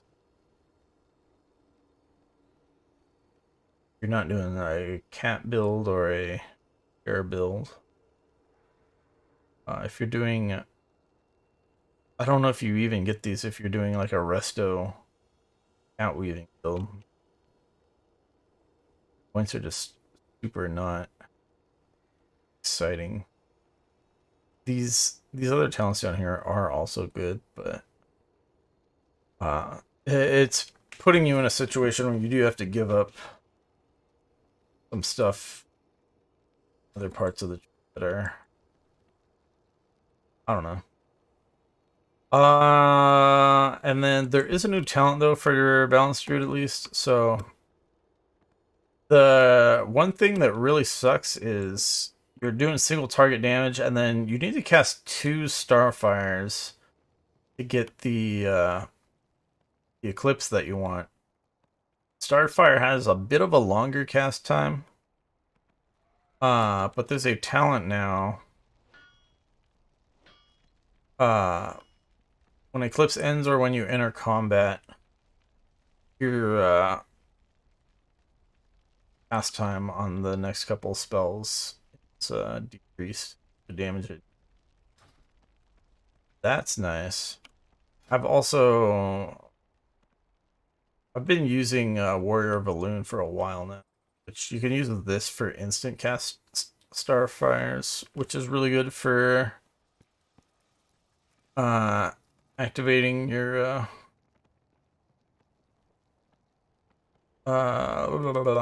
your solar eclipse. That's good as well. As far as other talents haven't really changed. I'm still using Convoke, but Denizen of the Dream. I realize you probably can't see this part of the screen with the slideshow up, but Denizen of the Dream. Let me just check on here. Make sure things are looking good. Yeah, that's what things don't what I expected. Yeah, Denizen of the Dream is I've seen this do pretty good damage. They nerfed it a little bit, but I think it's probably still pretty good. So it's like a worthy capstone talent, so could be better than what I got. And then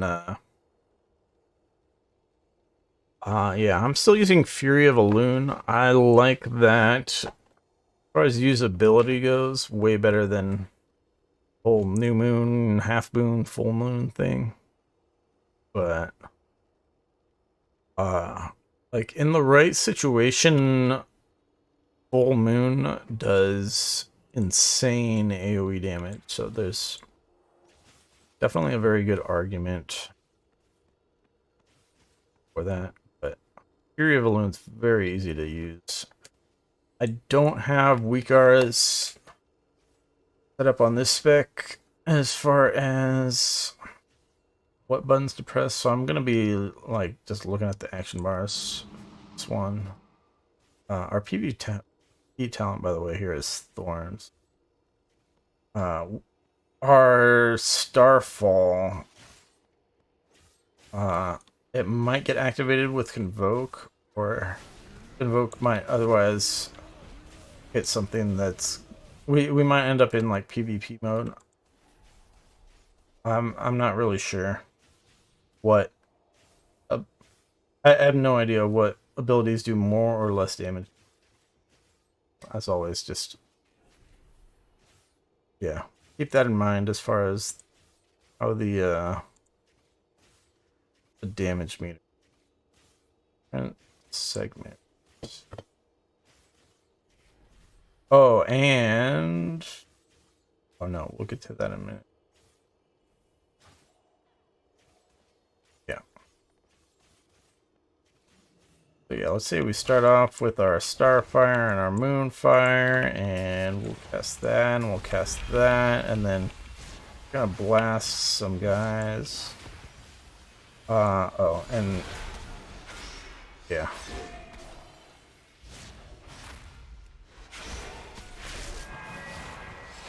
We're gonna invoke here. Yeah, we got a Starfall going. I actually triggered the oh. Oh yeah, we screwed up already and activated the Lunar Eclipse.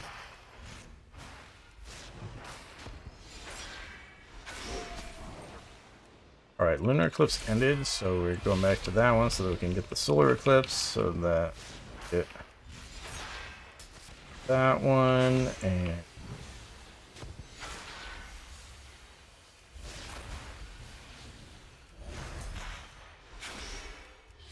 give a couple instant cast Starfire on us to get our next eclipse going. And it's... I definitely need to get better weaker set up to this work better. I was afraid of that too early. I forgot we had a third.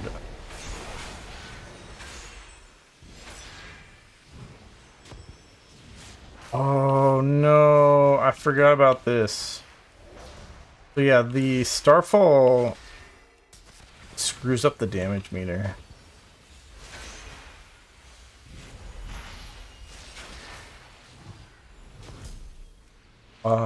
And I screwed up with the Eclipse thing. I need like a weaker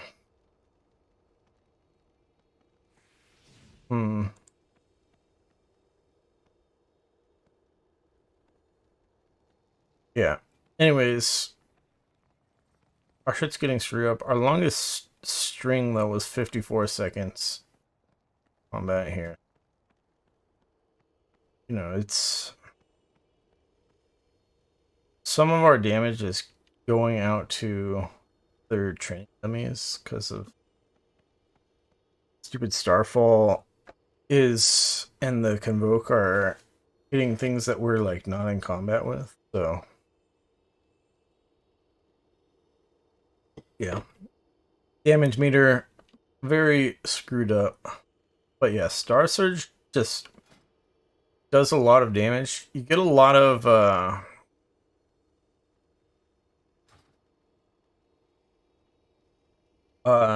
you get a lot of astral power from Wrath during Solar Eclipse. So it's yeah. It ends up being lots of Star Surge damage, and then there's also a thing where you get free Star Surge procs. And then on top of that, Goldrin's Fang is a random chance to do extra damage when you use your Star Surge, so that yeah. It ends up being pretty good single target DP. The Boomkin, and then we'll try to do AoE damage, but it's really just gonna mess up the damage.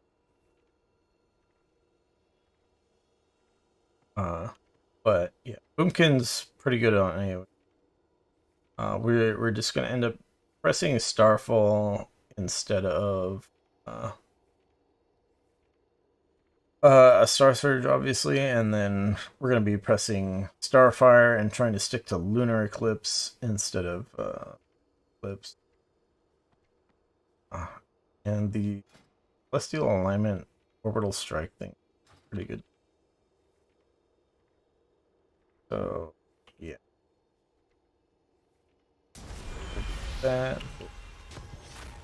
Now, I have no idea when it's worthwhile.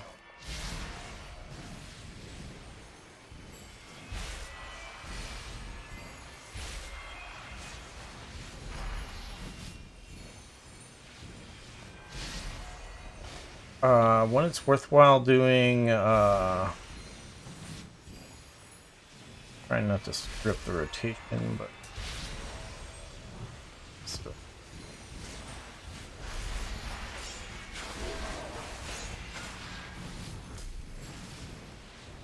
Moonfire.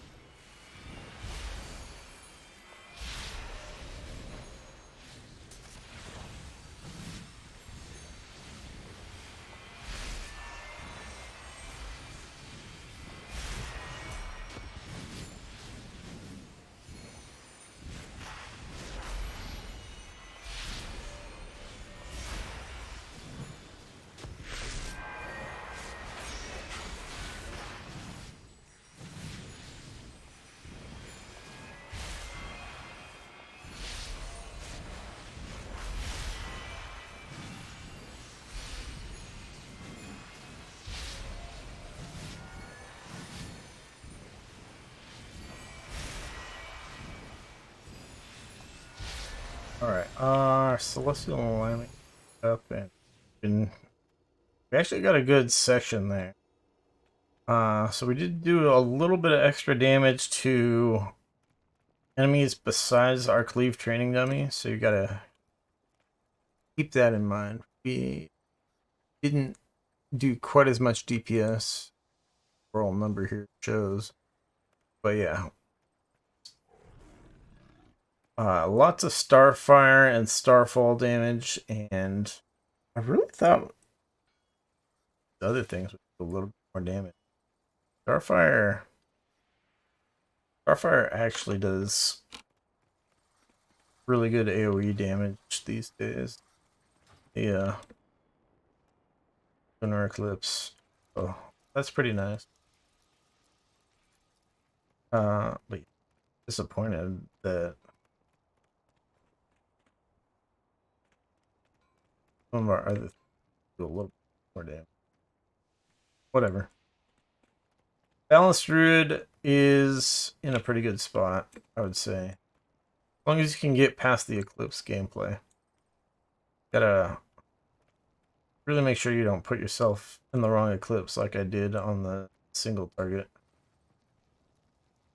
Let's move on to Feral Druid. Feral Druid did not get very many changes in the patch notes, but they seem to be doing pretty good. It's still kind of a budget rogue bleed build kind of thing, but yeah. No, like there's not very many buttons you press. You keep the rake bleed up, you keep the rip combo point spender bleed up, and then you're pressing red is like your basic melee attack, and then ferocious bites your basic instant damage combo point spender whenever you don't need to be reapplying rip. And that's like basically it for single target. You get your big Berserk cool. And then get this Feral Frenzy talent here for more bleed damage and generating combo points. And then you've got a button Tiger's Fury for we've got a couple talents that increase the value of that.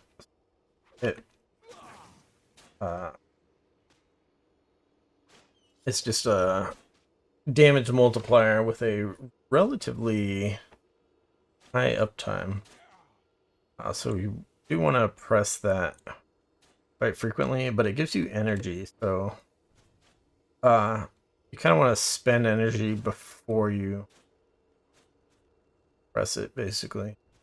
But yeah, very overall, like very simple single target rotation, and then we'll get to the AoE rotation also. It's like very simple, but it does relatively well. It used to feel really bad.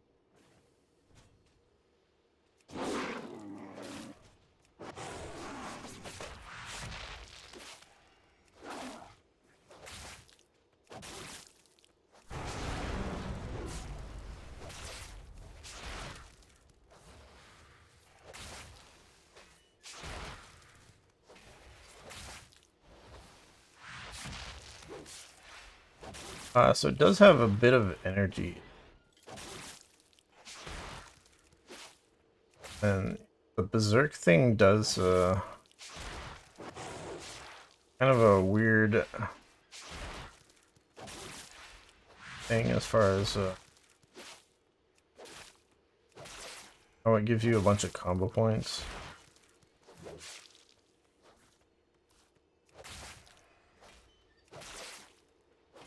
So yeah, my weak R's on this are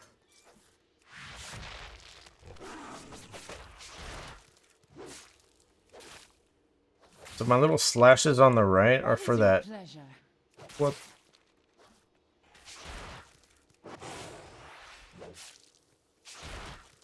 The little slashes on the right are for that bleed Feral Frenzy thing. And then the one up here is telling me I need to rip again, and then the one down here is telling me I need to rake again. And then that red one up there is the free Ferocious Bite. Then the green down here is there's a proc for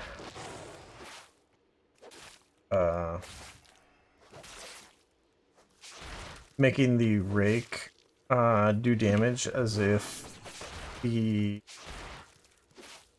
as if I was stealth.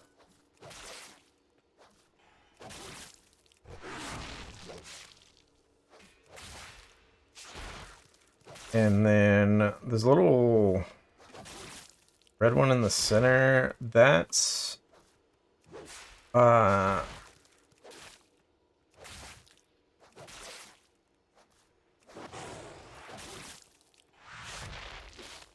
that's like a free use of shred. Oh, the green one also lets you use shred as if you're stealth alt, but you want to use it on rake as far as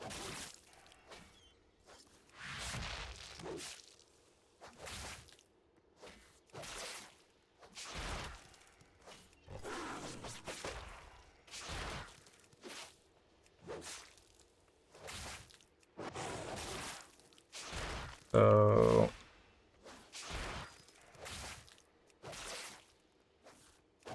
If you were a little bit,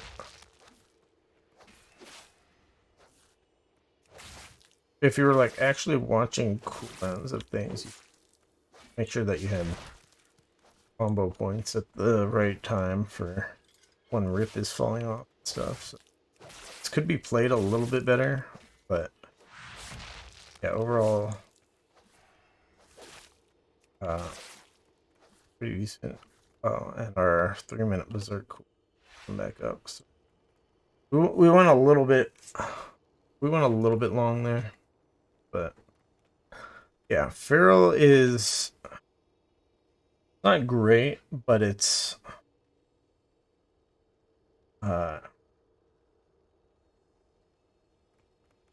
it's not like it's far behind. All right. AoE is slightly different. All right. So Primal Wrath applies Rip in AoE at a shorter duration. So we're going to be using that a lot. We're going to be using Rake a lot. We have a talent where Rake applies to one additional enemy nearby.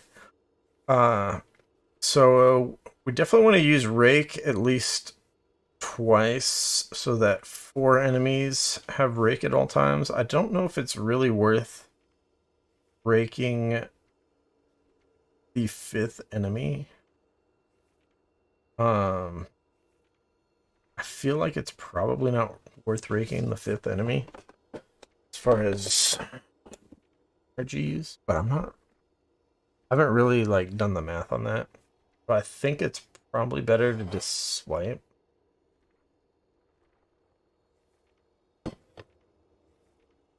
But yeah, we do have to like tab between enemies a little bit to make sure that we've got Rake up.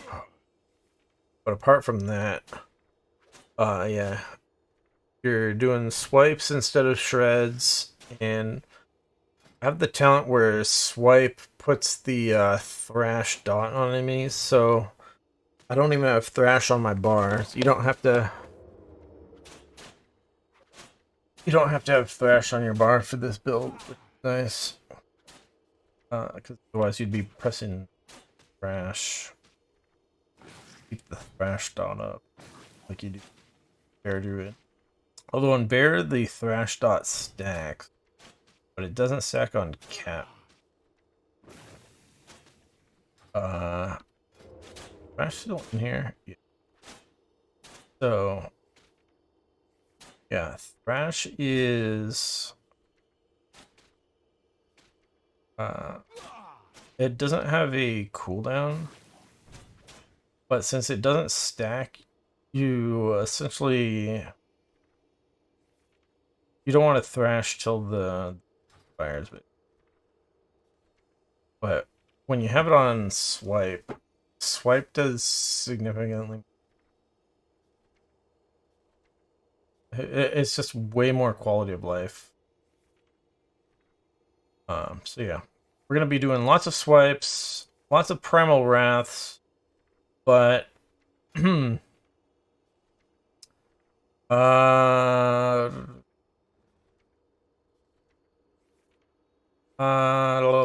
here it is. Ferocious Bite also deals 10,000 damage per combo point spent to all near enemies affected by your rip. So, our Ferocious Bite is going to be doing AoE damage as long as they're bleeding from the rip, which is applied in AoE from Primal Wrath. So, it's at the rate at which you gain combo points, you're doing 1 to 2 ferocious bites per Primal Wrath. It's kind of just what it works out as. Yeah. Let's go. So yeah, we're gonna open up from stealth with Rake, and like I said, we're apply Rake to a couple targets. Then we're gonna be doing lots of swiping and Primal Wrathing.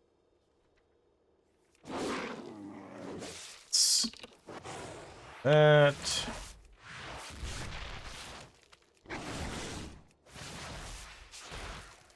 And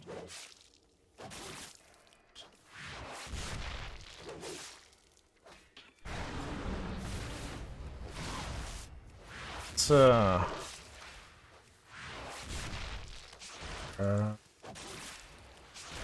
I am failing.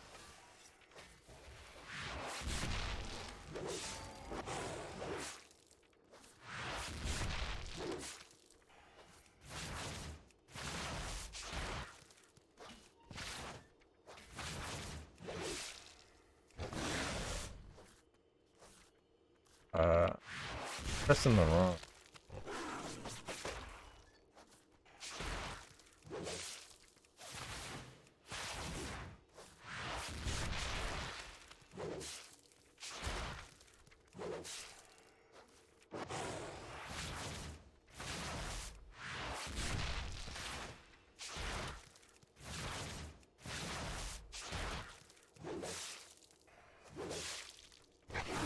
So we're just really trying to keep those rakes up, those rips up, and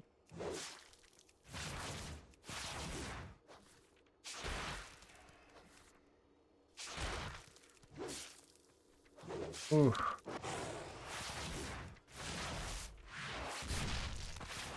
So yeah, but yeah, we're over 300k damage. Not even performing very well, but yeah, it like definitely works. Probably should. Oh, I'd have to look at it around here. Like, how much of a heads up do I get on my rip?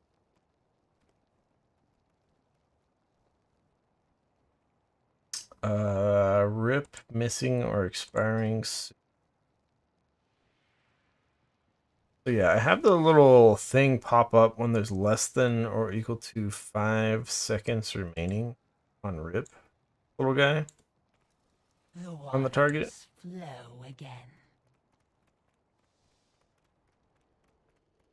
So it's kind of a long heads up.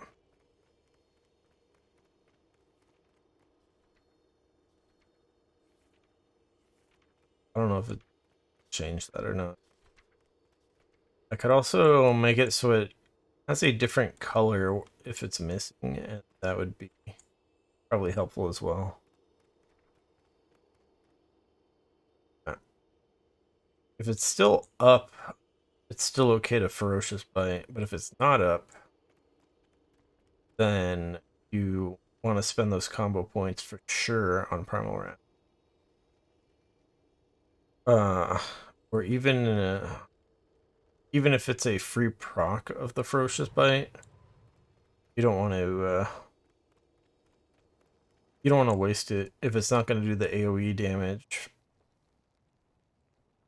on all your target guys. That talent was Rampant Ferocity. So the AoE Ferocious Bite thing, third most damage. Rip being applied in AoE from Primal Wrath was our top damage, and then Rake was our second damage. It was a lot of effort to keep switching between targets to keep bleeds up, but is off. Although you could say swipe is kind of our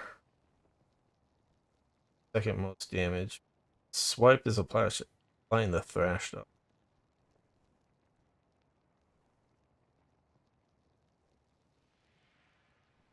Oh, there's upfront damage from.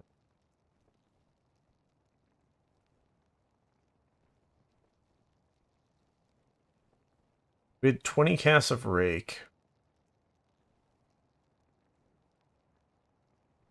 We did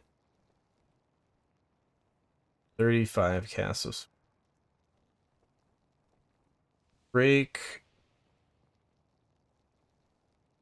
Is definitely very worthwhile. At least at 5 targets. I don't know. At some point, you probably only swipe, never Rake. There is damage beyond 5 targets. It might be some absurdly high number of enemies. Yeah, I forgot Primal Wrath. Feels well. So we did 14 casts. So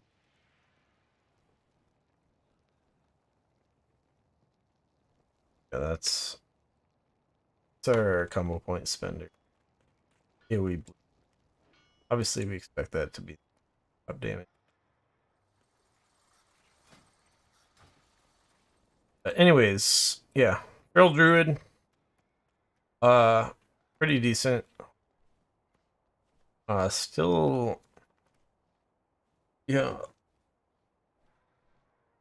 still doesn't really feel like a full class, full spec. Still feels kind of like a budget kind of thing as far as the rotation goes. But honestly, it's got a lot of non-cat form abilities.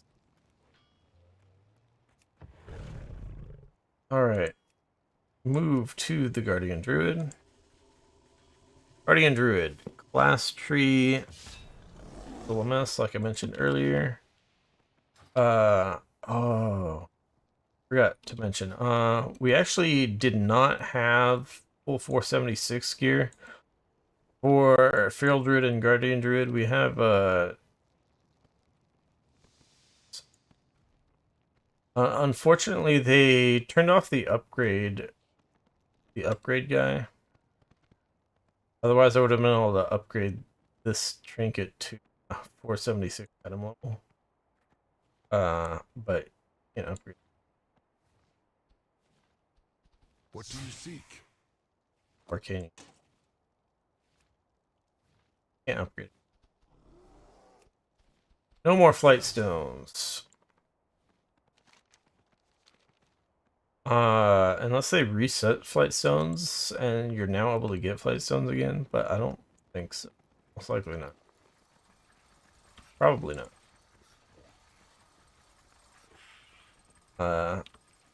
But I ran several dungeons to get this guy a freaking 476 weapon. And I had a freaking 467 one or something.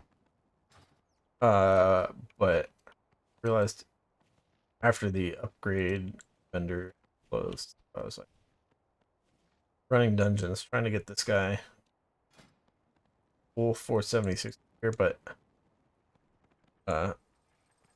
you can't freeze experience at this level, so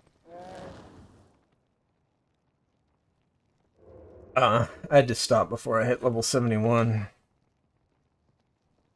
Not full 476 for the Guardian and Feral Druid. We were for 476. Yeah. Guardian Druid, we are able to get some of those talents that I wanted to be able to. Yeah. Obviously, because we don't have talents over. Still not a fan of the class tree, but at least we can get things here on the Guardian Druid. The Guardian Druid has a couple defensive things. The self-healing that got nerfed a little bit harder, I think, than other specs as far as the tank nerfs goes.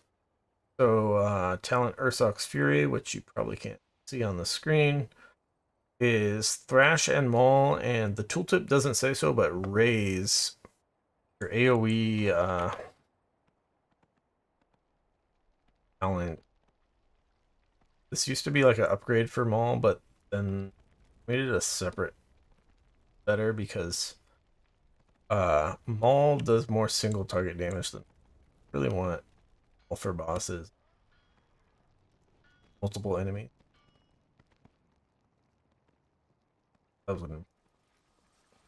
Anyways. Maul, raise, Thrash, give you a shield, that Ursoc's Fury thing. It's 25% of the damage dealt It used to be like 40%, be 45%. If it was, but it got nerfed a lot. And then the other talent that got nerfed a lot was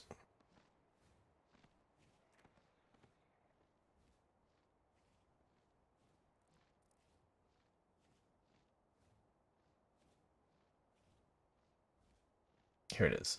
Loons favored. While in bear form, you deal 2 arcane damage and are healed for all 25% of all arcane damage done.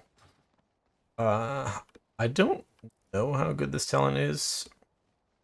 You do a lot of moonfire damage in bear tank.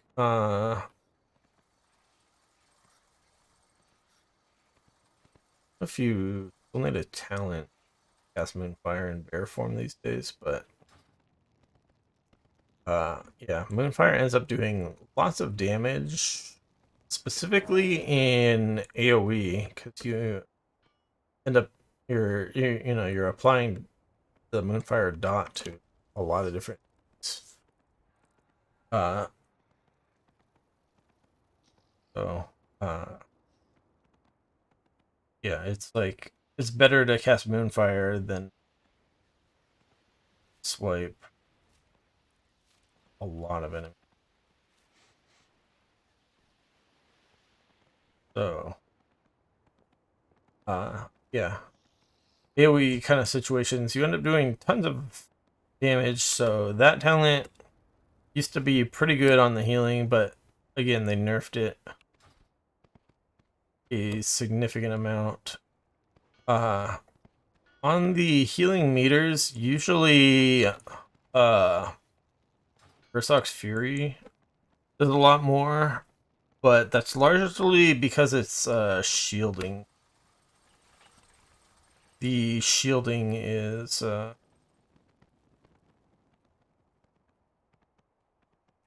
if shielding prevents you from taking damage, it gets value a lot more than healing does. Healing has overhealing kind of problems. Obviously, shielding can go to waste, but Ursoc's Fury generally so get a lot out of it. And this video might 3-parter or something. It's not looking. I really need to go to bed and like. I mean, it'd be better if I just went to bed and nap. We'll see. Try to get a bit farther here. Just like I got work in 20 hours, like 8 hours. Yeah.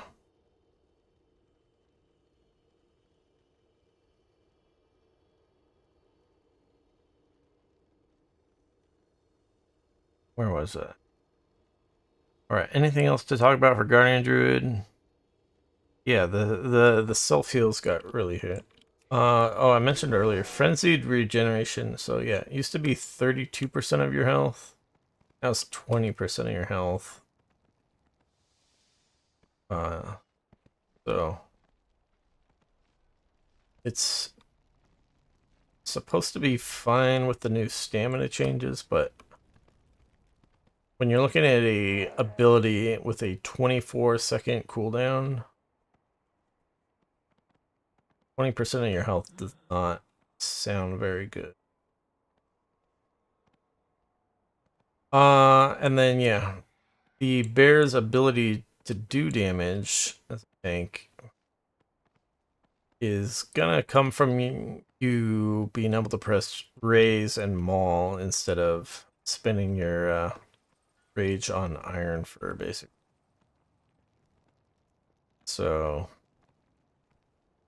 that it's kind of an issue with the bear tank where like if you're over geared, you can do a lot of damage.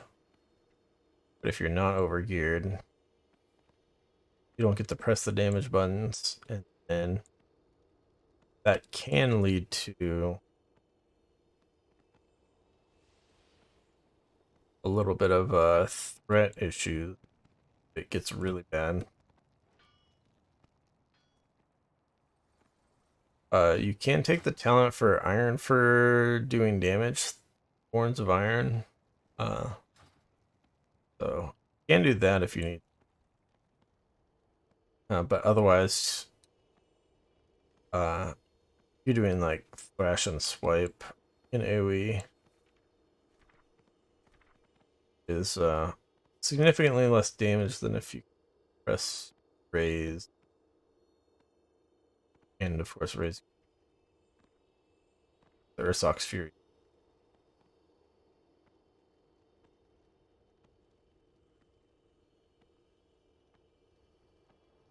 Yeah. Really want to be raised, but in difficult content, you might have to go Horns of Iron. You have to press iron or more. Yeah. But also the yeah. In single target though, that Elun's favored heal from arcane damage. Single target, you're not doing very much arcane damage. I feel like that's a big hole in the design, that talent.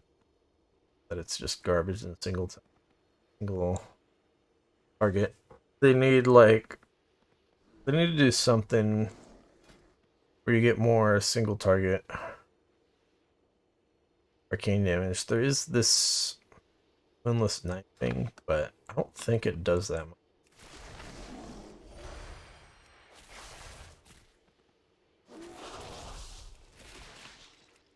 But Bear's also just kind of weird.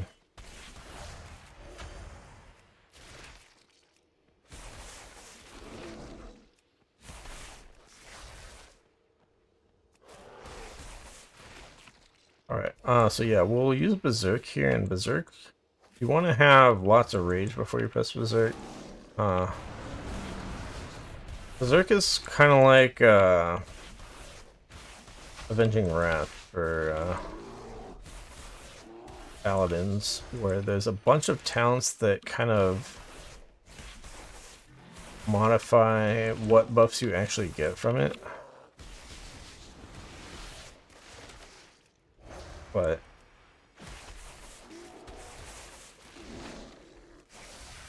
one of the ones we're getting is that Maul does Maul costs a lot less rage, so that you can spam it a lot more.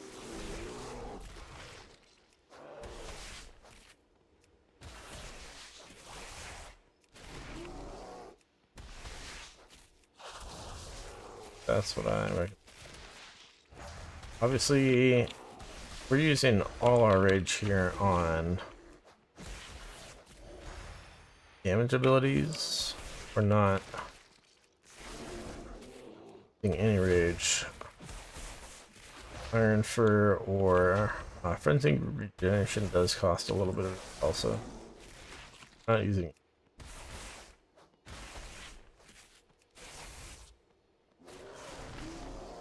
This doesn't.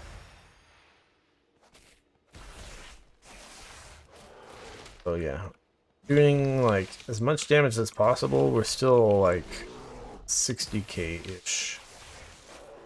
Definitely not doing super amazing.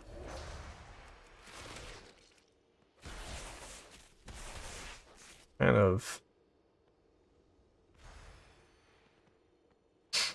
Alright, and then AoE, like I said, we're gonna be doing Moonfire on targets here. And Moonfire is applying to 2 targets at a time. Just like with the cat, I don't know if it's worth putting Moonfire on all 5 targets or just putting it on 4 targets.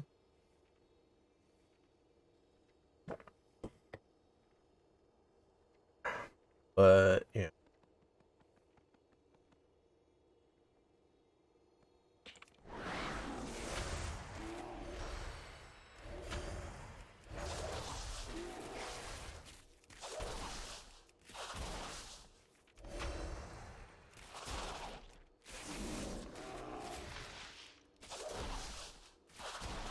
Also, not really sure.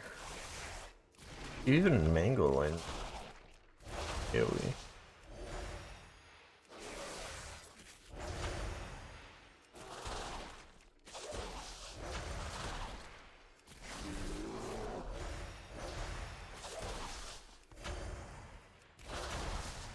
We are getting like these Moonfire proc things.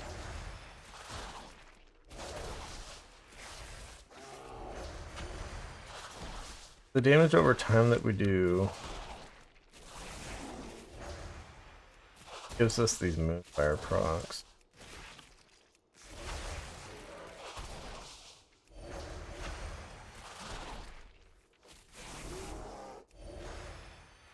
And not only... Oh, it's actually used right here. It not only casts a Moonfire on enemies, but it buffs the upfront damage of your Moonfire.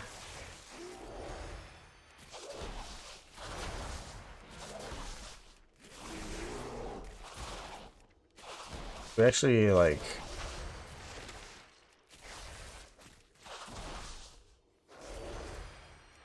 It kind of just keeps refreshing Moonfire a lot without us even having to cast it ourselves. But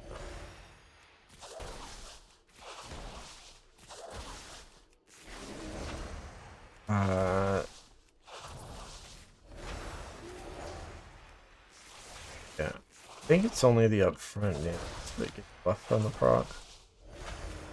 Yeah, I'm not sure if it's actually worth recasting these Moonfire procs frequently, or better to just use them on targets when their fire is almost expired.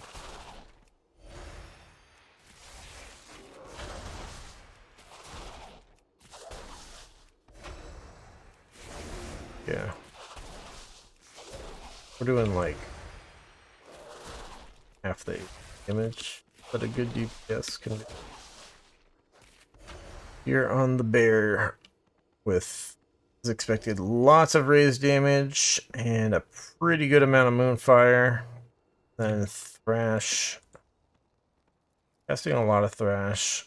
Not very much Swipe. Yeah, I think... So, Mangle generates more rage than Swipe, but I think Swipe does more damage. That many targets, so... Really not sure if I should use Mangle at all there. We do have a talent...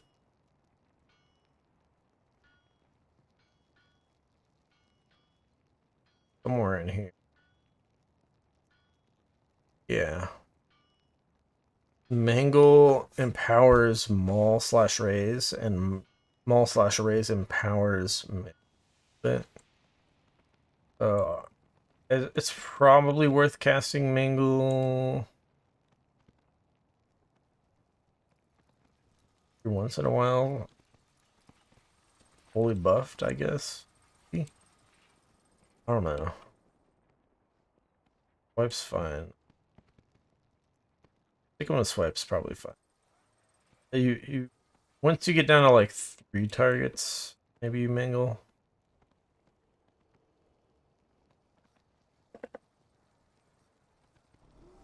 Not sure exactly. Also, Mangle buffing the raise. Have to take that in. It's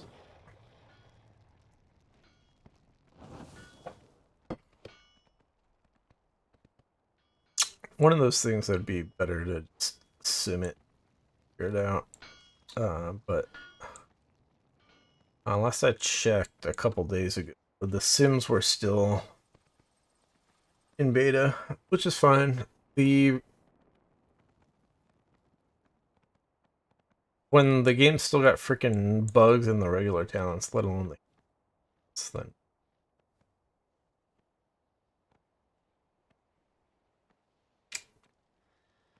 Not that we're doing here. Talents here. Anyways, Guardian Druid, probably okay. But yeah, not nearly as much self-healing as before. As with all the harder content. Now, Restoration Druid is a little bit of changes that I think are really good. Is this our first heal spec? I think it is. Yeah. So, I don't want to do a bunch on the healing training dummies or anything. I've never been a cat weaving person, so we're not really doing that.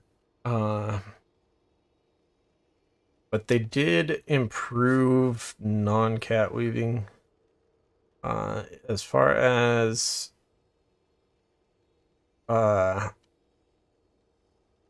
the buff that you can do to really make the cat weaving strong, you can do that now with the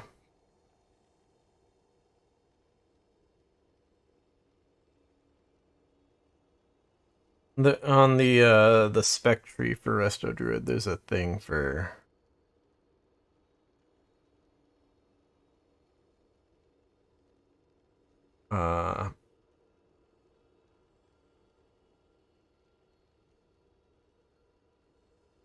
getting that as like a passive proc type of thing, and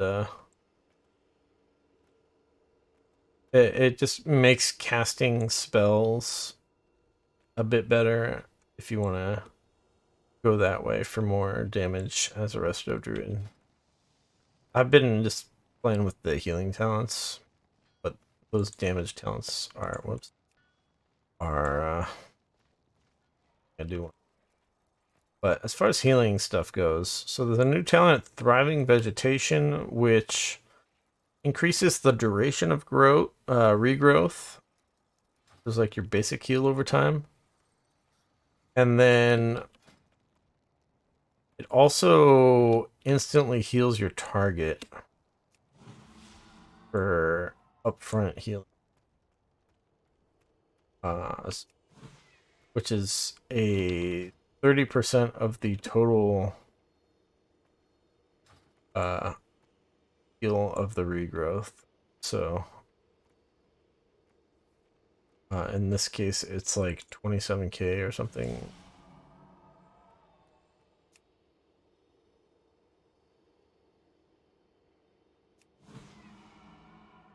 Thriving Vegetation, 28k. Upfront healing on regrowth, which is... so like one of the issues that Restoration Druids could have is... like, say your tank is suddenly taking a lot of damage and you don't already have heal over time abilities on him. There's kind of a opportunity cost where casting your rejuvenations on him is like a long-term investment. If it doesn't have any upfront healing on it. So he might end up dying before you're able to really get a lot out of the rejuvenations and like the whole mastery thing. Your spells deal more healing based on how many heal over times are on the target. And then of course I'm playing the 2 regrowth. Same regrowth. Rejuvenation. Oh, it's I'm sorry, this one increases the rejuvenation. The thriving vegetation does put the upfront heal on rejuvenation, but regrowth is the other heal. This is the one that does more upfront heal. A bit of. My bad. I'm dumb. So I guess that talent kind of makes both of these spells more like each other, but it just feels more like a massive buff to read, because the heal over time on regrowth doesn't do a whole lot. It is useful though, as far as just having a other heal over time on the target. Work with the mastery. Having duration on it does help. Anyways, so yeah, that's the thing I like a lot about Resto Druid changes, and then also Tranquility got buffed for non-raid. A lot of these abilities got buffed to do like 4 times as much healing, and then reduced healing beyond 5 targets. So Tranquility used to be really weak in dungeons, but now it's a really good clown. There's a few other similar abilities for healers that were always really weak in dungeons because they were so powerful in raid, but now they've changed them so that they're a lot more useful in dungeons. Because before, you might not have even taken that talent dungeon. Yeah, now it's really nice. All right, I already talked about more support for non-cat weavers as far as like damage, and then Grove Guardians got nerfed, and Nourished, which is the choice talent with it, got buffed. Grove Guardians were super OP before, and they were also buffed even farther by the tier set that Restoration had, which was ridiculous. So definitely good that they changed that. Now Grove Guardians, the heal that they do is a lot less. But they're still very, very good because they are off the global cooldown. So like you got somebody who needs healing and they need healing badly, then you're spamming your heals on the target, but you can also hit them with Grove Guardians while you're casting your other heals, and like it gives you very good focused healing potential if things go really bad. They're a lot like a, well, I guess you could, they're kind of like a healing stream totem. But they only heal the person you had targeted. They don't like switch to healing somebody they're at full health type of thing. But yeah, the tier set made them heal, made their healing cleave or something. It was something ridiculous like that. But also they just kind of healed too much. So they did nerf those. They did buff Nourish, which is alternative punch. Nourish benefits more from the mastery. So if I got like 3 heal over time abilities on somebody, normally from normal spells they get 3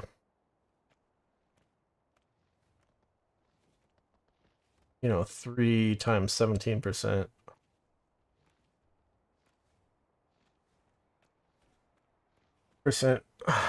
bonus healing from all sources. But if I use Nourish, the Nourish, instead of 51% increased healing, it'll have 3 times that. So it'll have 150% multiplier on the amount of healing that it does. Then the other thing is Life Bloom.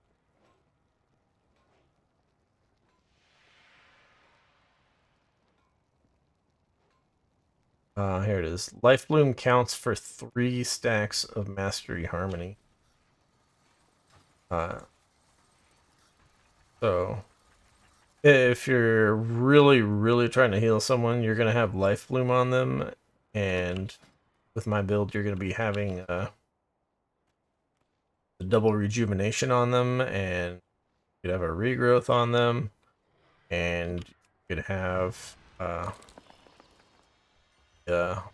Spring Blossoms, little heal over time that gets put down from this talent. You could have Wild Growth on them. Regular AoE heal over time ability. So there's like all these heal over times that you can put on somebody. Like those all make Nourish do like insane amounts of heal that route. But not a super fan. I'd rather they just put I'd rather they just put that on regrowth, basically. The 3 times as much benefits a little bit. Like 2 times as much benefit history. But yeah, let's move on. Restoration Druid has been meta the past season, but like I don't know, without the tier set, I feel like was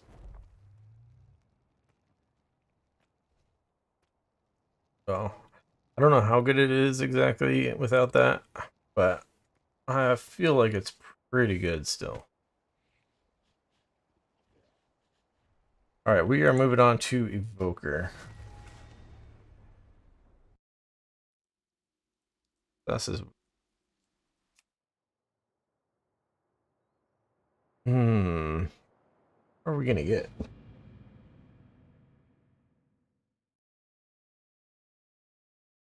All right, Augmentation Evoker. The problem with it is that it still exists. Now they did nerf it. The part of the problem is that Augmentation Evoker was super meta in high level content because it has a survivability buff stuff that help people not get one shot by things. But they nerfed that. Specifically Black Attunement.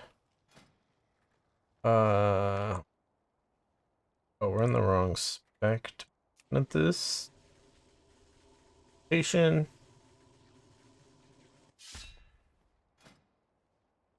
So yeah, this is one of those specs that I really don't really play at all. I've like tried it a couple times and I don't find it fun to play at all. So it's primarily, the real problem with it is that it's primarily about buffing your allies. And the way it works is just, it's like awkward, but also it just like really screws up the damage meters. And the damage meter doesn't even properly keep track of like how much the Augmentation Evoker is buffing people's damage. So they've got like something that kind of tries to do it, but it's really not accurate. So I feel like that's the real problem with Augmentation Evoker. So even nerfing the survivability buff, it was just a percentage max health increase. The main one.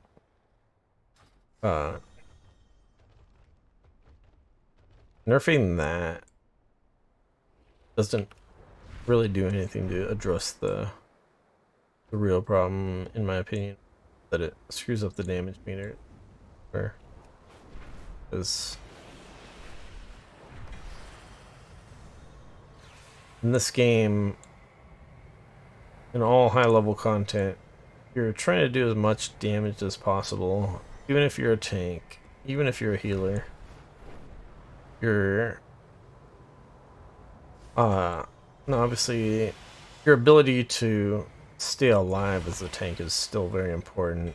Ability to keep other people alive, very important as a healer. But assuming you have done those things, how much damage you do is the next most important thing. Because like in raids, you have to kill things before something bad happens, like a enrage timer type of thing. Or like some mechanic that just kills everybody if you don't kill the boss before a certain amount of time, or whatever it is. And then Mythic Plus is always timed, so at some point the group is going to, if you don't die from getting one shot by thing, gonna run out of time having more damage being done by anyone, including the tank or healer, helps. So that's why I really hate Augment. The game is very much focused doing as much damage as Augmentation Evoker muddies the waters a lot. It was already a problem with things like priests doing a power infusion buff, which is a single target haste buff. So people could already mess things up a little bit with that, but the Augmentation Evoker just really destroys everything. So yeah. As far as what they do, they can put this little shield on enemies, which is kind of like a Shaman's Earth Shield, but it explodes for AoE damage instead of healing the person when the person takes damage. So they got that. I guess their main skill is really Even Might, which increases your allies' stats. They more damage. And then you still get the fire breath that all evokers have, and then you have this upheaval ability which knocks enemies in the air. That's one of your empower spells. Fire breath. And then get a couple other abilities that are like specific. The main essence spender one for that you're spending essence on for damage is Eruption. Just does a bunch of damage split between. Well, use it both in single target and in AoE. So one size fits all kind of ability.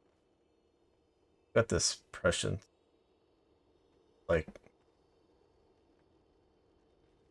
it's like a super weak buff. It's really weird. I don't.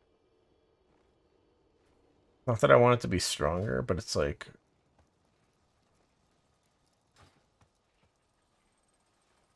so weak as far as what it does that I don't really feel like it's worth pressing, in my opinion. And it's just another one of those things that screws up the damage. And with the blistering scales, the blistering scales damage doesn't show up on the evoker's damage. It shows up on the person that you cast it on their damage. Because it's a buff that's applied to them. So so usually you put it on the tank, and the tank ends up with significantly more damage than they otherwise have. So it just Augmentation Evoker screws everything. Let's move on. Devastation Evoker. Alright, Devastation Evoker hasn't really changed apart from they capped the amount that you can extend Dragon Rage. From this one here. So it used to be that you need a lot of haste to extend Dragon Rage as much as possible, and then also during Bloodlust or Fury of the Aspects or Time Warp or any of those heroism. Any of those kind of things where you get the big haste buff. Used to be that yeah, you would extend your Dragon Rage a little bit farther during those. Now you can basically extend it twice. When I say twice, I mean both your Eternity Surge and your Fire Breath extend it. Those are on cooldowns, and then so you Dragon Rage and then you use those right away. And then after those come up again, you use them again before your Dragon Rage extends, and then your Dragon Rage cannot extend any farther after that. That's the big change that they did. I guess so, yeah. They did also they nerfed the threat generation of Fire Breath by 50%. I think was a terrible change. In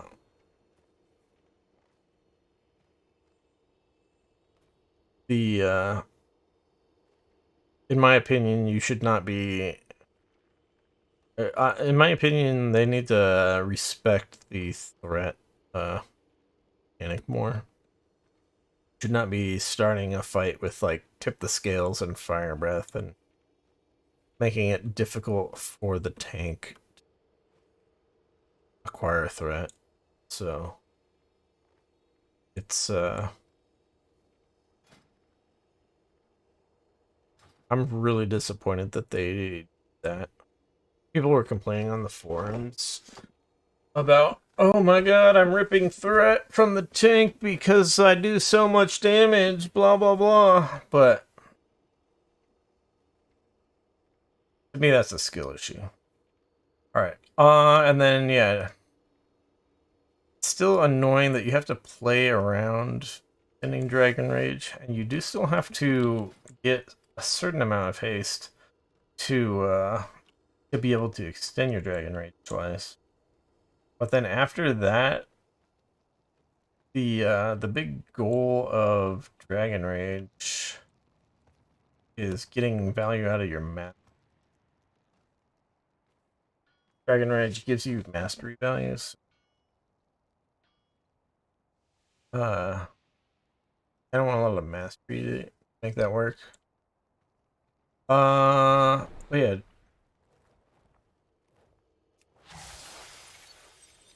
Devastation Evoker's mastery. So Dragon Rage gives you full mastery during its duration, but what the mastery normally does is you get extra damage to high health targets. So they actually tend to do very well against training dummies because of that, unless you've got other people attacking the same the training dummy low on health. So we're gonna hit some training dummies, but keep that in mind. It's going to we're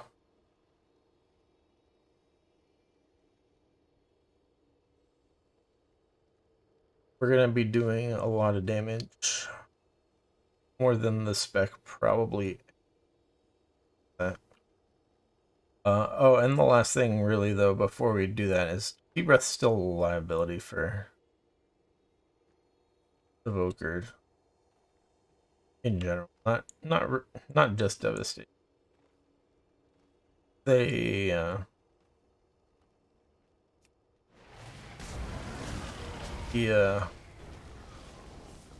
cast that and then the boss suddenly decides to do an AoE. Well, I guess I'm dead. So, yeah. It's a cool ability, but it just does not really work out that well a lot of the time. This kind of a little bit of and also try to plan it better, but really it's more of an AoE ability. I don't really want to use it in single target anyway.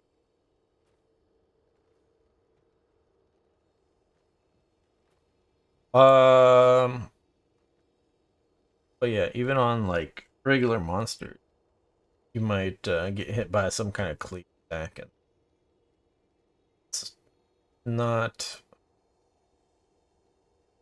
worth it. The button that I tend to just not.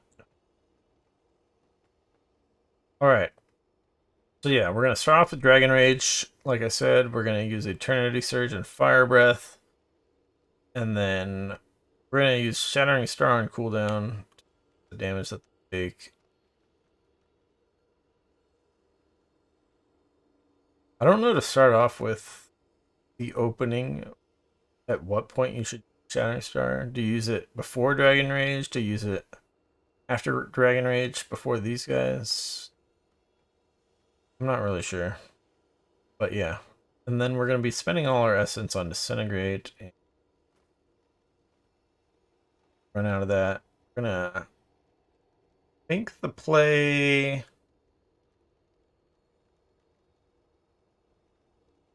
I don't know if the rotation is still Azure Strike for Essence Bursts. So you can get more free Disintegrates. I'm guessing that's proper rotation still for let's just hit some buttons here.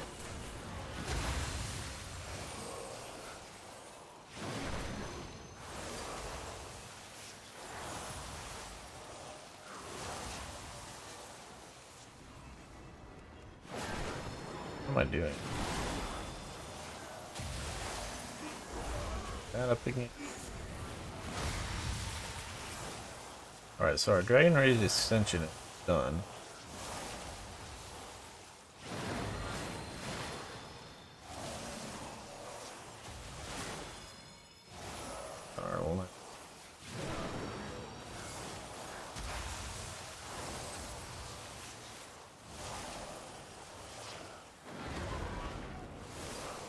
Oh, I'm in. How long was that off? Or in power voting?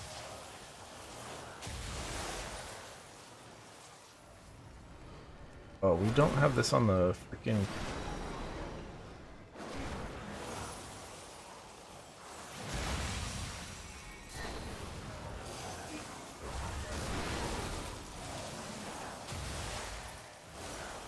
So yeah. Damage.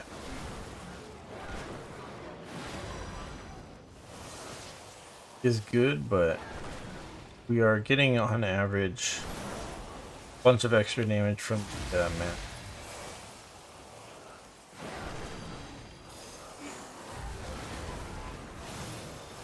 On average, we would be doing 20%.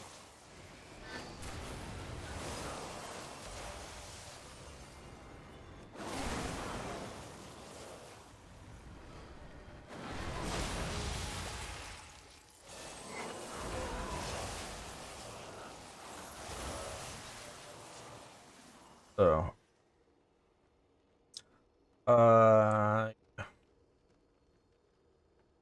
tons of disintegrate damage as far as single target goes. And as far as AoE goes, we are of course going to use our little AoE essence spender instead of disintegrate. And then we're going to never living flame, only strike.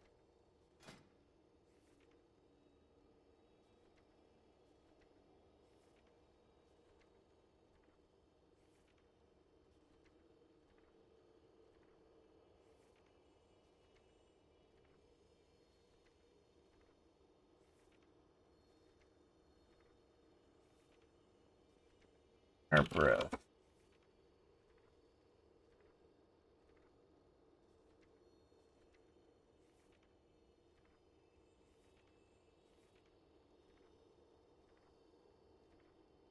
There it is.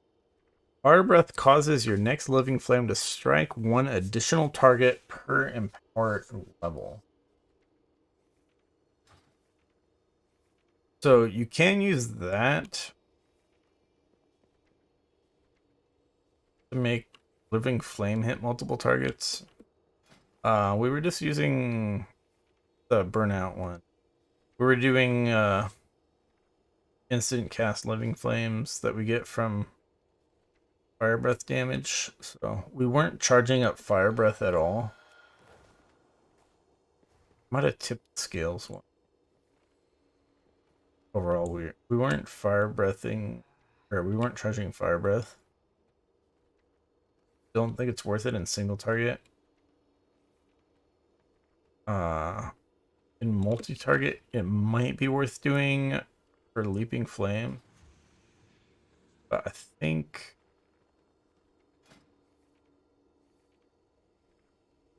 I'm not sure. We're just gonna hit some buttons here.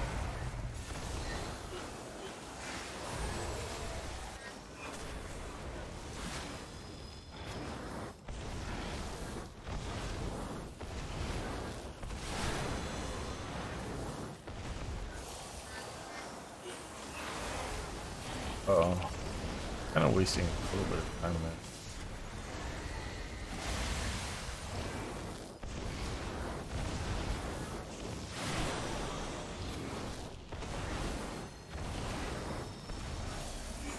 Oh no. Is that right?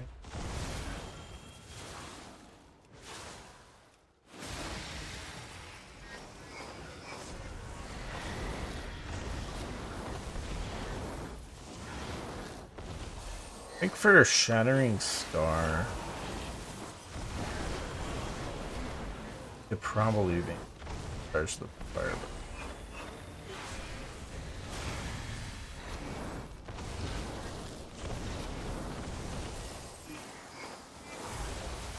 Have to charge the Eternity Surge times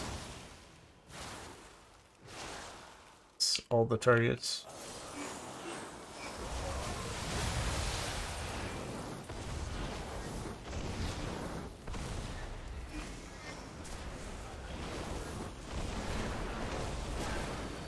Yeah, the stupid thing was getting rid of that though.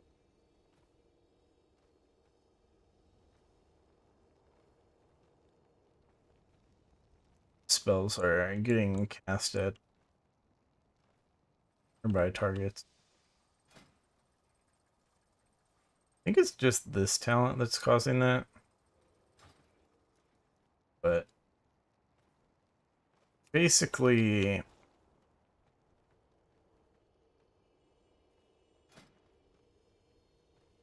Devastation Evoker is pretty good. I don't think it's best. Because again, we're still getting extra damage off of them.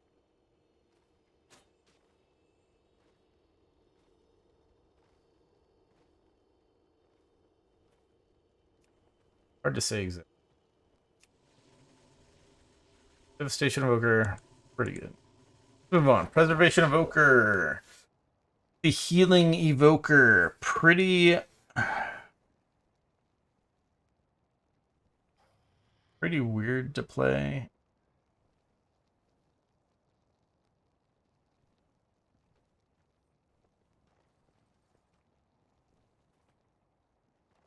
Freaking on Windows.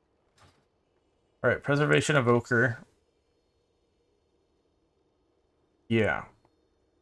Healer with 30-yard range on their spells, whereas basically everybody else is 40-yard range on spells.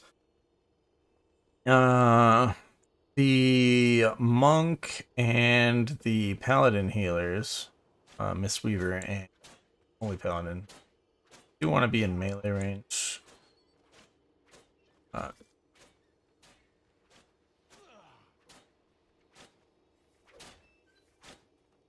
But they don't have an actual like guard range ability like has. Well, I mean,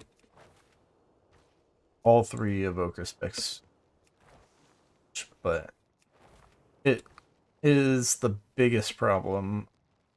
It's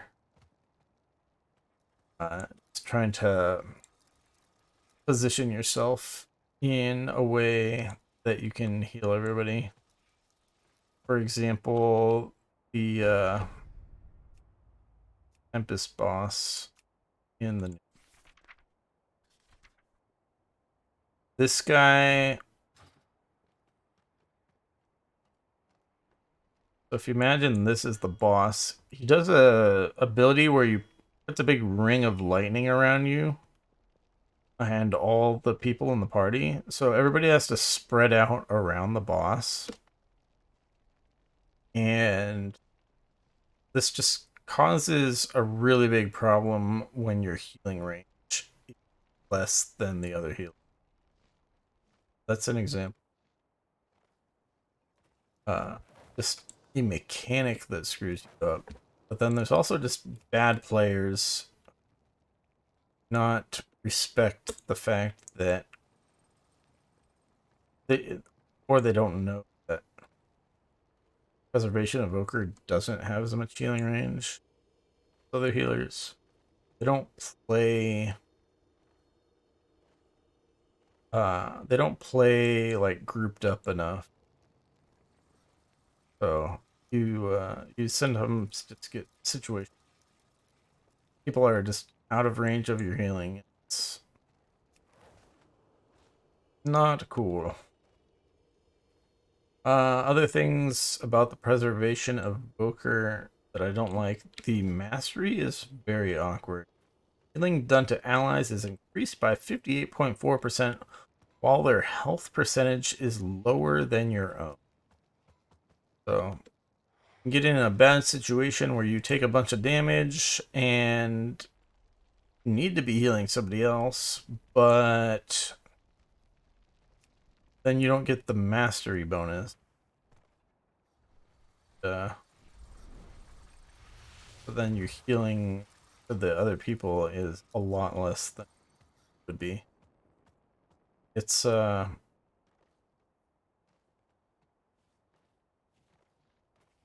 very. I feel like that's a very bad sign on how the master. I do.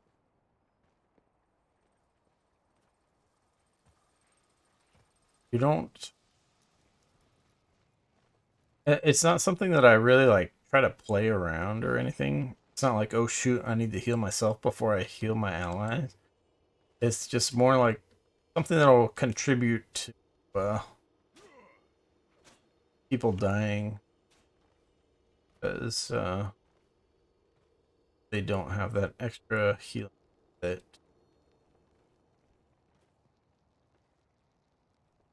All right, in dungeons, Emerald Blossom is terrible. Look at the stats. How much does this heal versus it's costing essence? It's just super not worth. They really need to buff the especially the like the real problem is unless you have like a full melee group in your dungeon, people are not grouped up enough to get you. There's a couple talents for it, but it's just overall the design of the build changed. It needs to be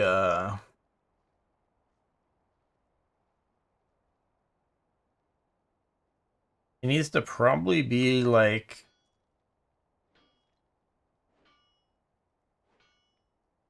twice as much healing, but reduced healing past 3 targets. That's the type of change that I want to see. And then the last thing I want to talk about for Preservation Evoker is Stasis. Is the talent down here. Lets you store spells to be cast again later, but they still are like being cast the first time. So like your big AoE thing is that you use stasis and then you use your little temporal anomaly, you use green breath and the spirit bloom, and that's like your 3 big healing things, and then use your stasis again and it recasts all of those. So it's like absurdly powerful ability that you just can't really ignore. Like you are missing out on a lot of burst healing potential if you do not take that talent. But I don't like the way it plays. So I am not a fan of preservation. I also just hate the temporal unknown. Super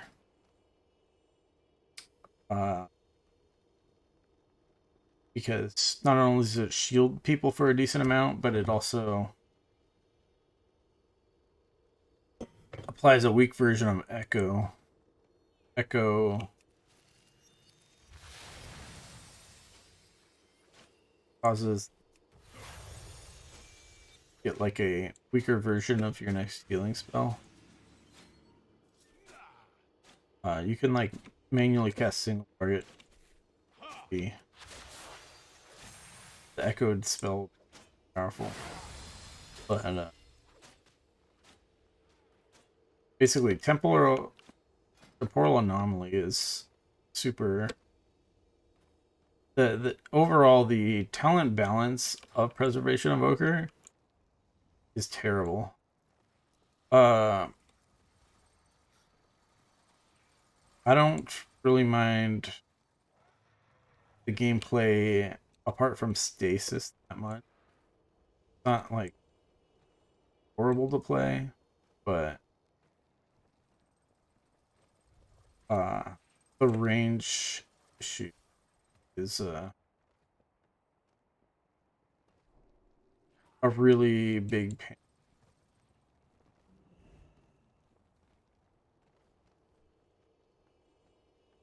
I play all the specs a little bit every now and then, just for variety. But this is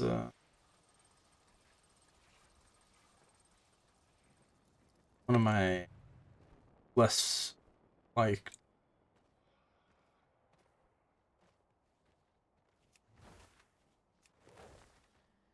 on the lower end of this.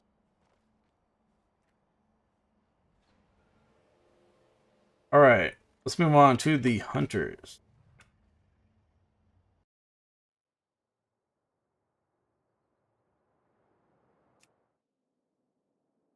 Seven,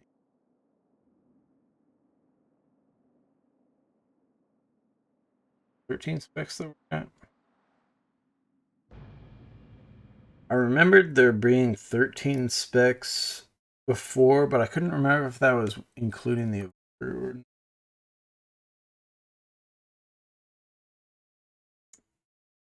It was 13 specs. Sorry, 13 classes, 39 specs.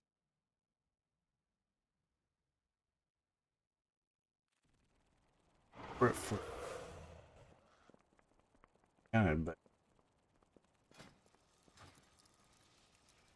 anyways, Beast Mastery Hunter. All right, at this intro section of this video, I did mention Beast Mastery Hunter got absolutely obliterated over a bugged talent. That bugged talent, probably been hidden by the slideshow right now, is called Basilisk Caller. Each damage over time effect on a target increases the damage they receive from your pet's attacks by.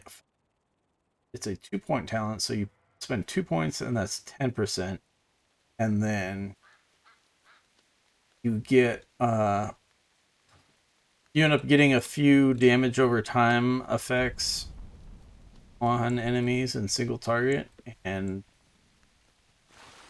Beast Mastery Hunters were doing lots and lots and lots of target damage. They were still not good at AoE damage, especially because you're committing to single target damage on that part of the tree. But what they ended up doing, instead of nerfing that talent, was they nerfed pretty much everything in the base rotation of Beast Mastery Hunter. So they nerfed barb shot damage, which is target. They nerfed then they nerfed pet attack damage, and they nerfed kill command. And because of the beast cleave talents and the kill cleave talents, that also nerfed AoE a lot. And then, of course, if you're not using the Basilisk Collar OP single target talent, then your single target DPS is now abysmal as well. Oh, and they nerfed Stomp damage. So Stomp was a talent over here that whenever you cast Barb Shot, your pet stomps for AoE. They nerfed that, which then also nerfs this one here, which is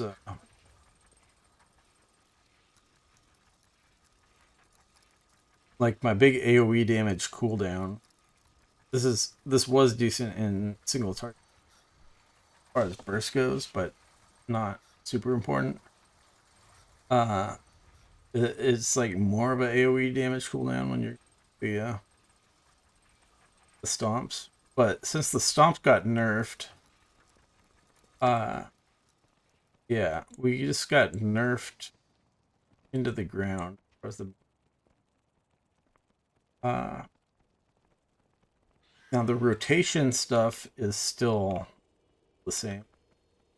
See here that the DPS is not looking good.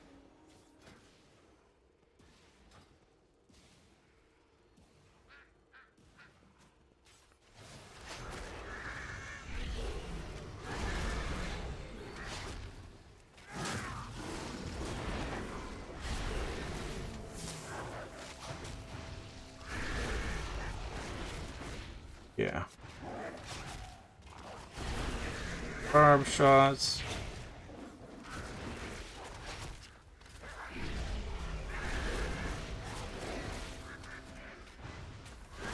Lots of kill command here and target.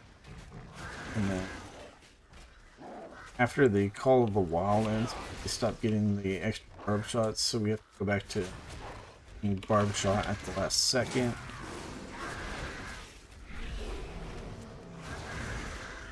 Beast cooldown, which the cooldown gets used a lot. Oh, I've been forgetting to press the to get that on the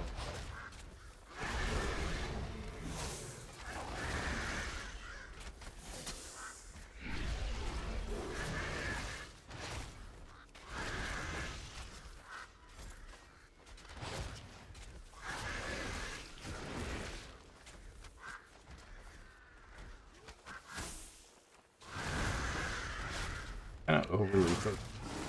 Make sure the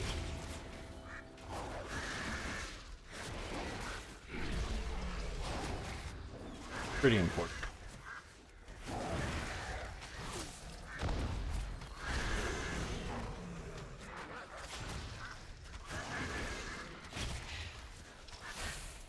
So yeah.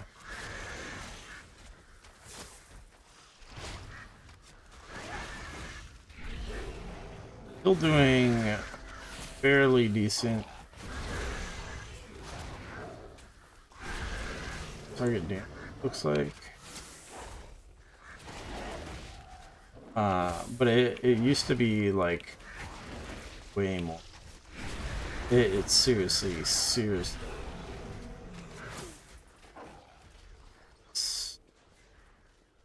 And that for now, and then we'll go on to the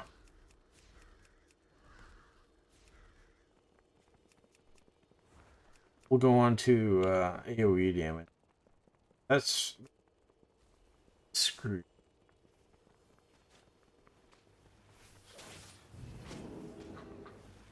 Is yet.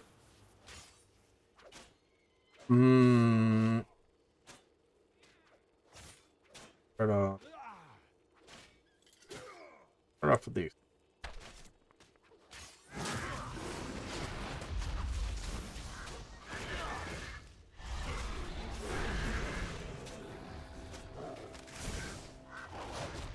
It's the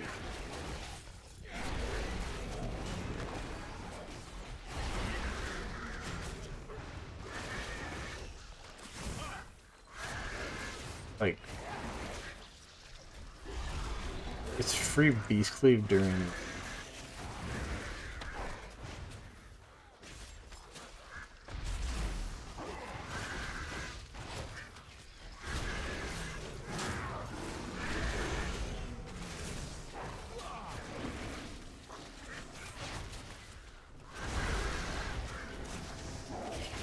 I don't know if it's worth using it on procs. Still shot on. I don't know if that's worth it.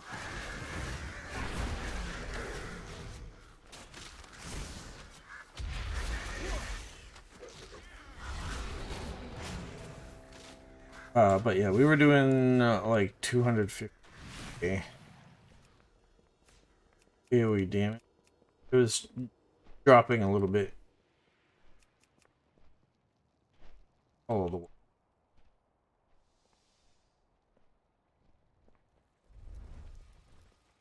The damage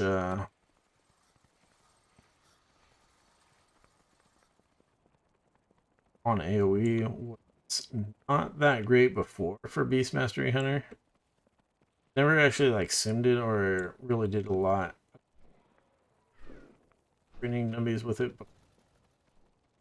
but they nerfed a lot of stuff that is both single target and AoE. Did not need kind of dumpster fire, right? on the AoE side of things.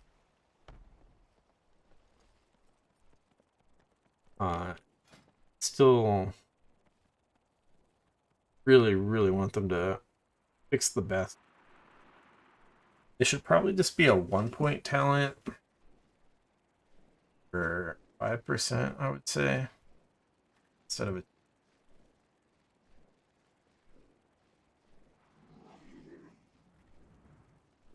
Really, what's giving it?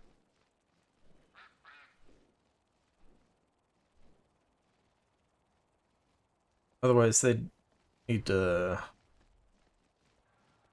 I don't think it's gonna feel really bad if they actually nerf that talent enough.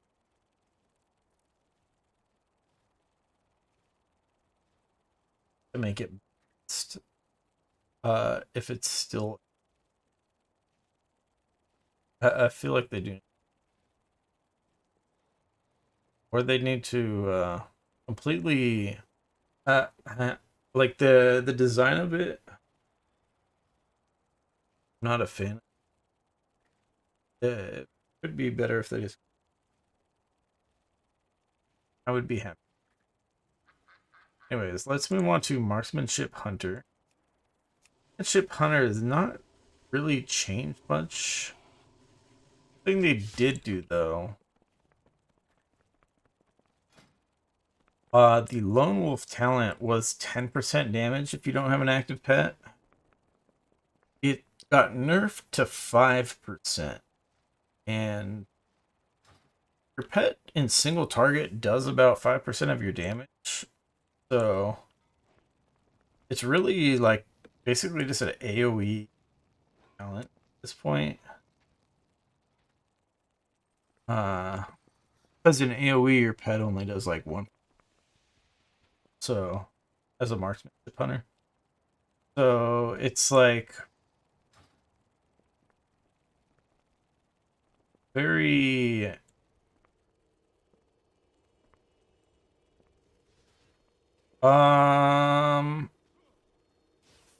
then yeah, what else do I don't like about Marksmanship Hunter is trick shots. You're still having to press multi-shot and then aim shot and then multi-shot and aim shot and multi-shot and rapid fire. I really don't like the one multi-shot per one trick shot thing. I think they need to increase it. Be like multi-shot and then shots fires. Particularly the multi-shot uses a lot of focus.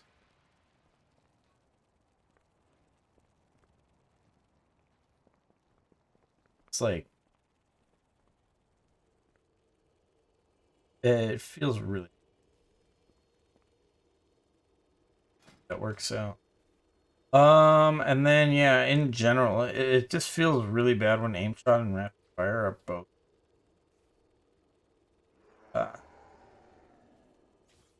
pretty much inevitable. If you get lucky, then shot can reset the cooldown of rapid fire. And then you can get lock and load procs to get a.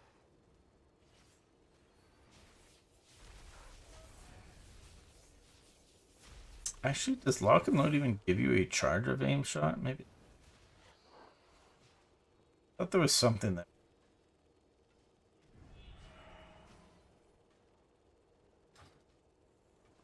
We're gonna shoot some stuff. This target dummy is low on health. So that's probably good. Because there's a talent here for. Well, it's. I don't know what's. So we have kill shot. Let's see. I just got a kill shot. We can do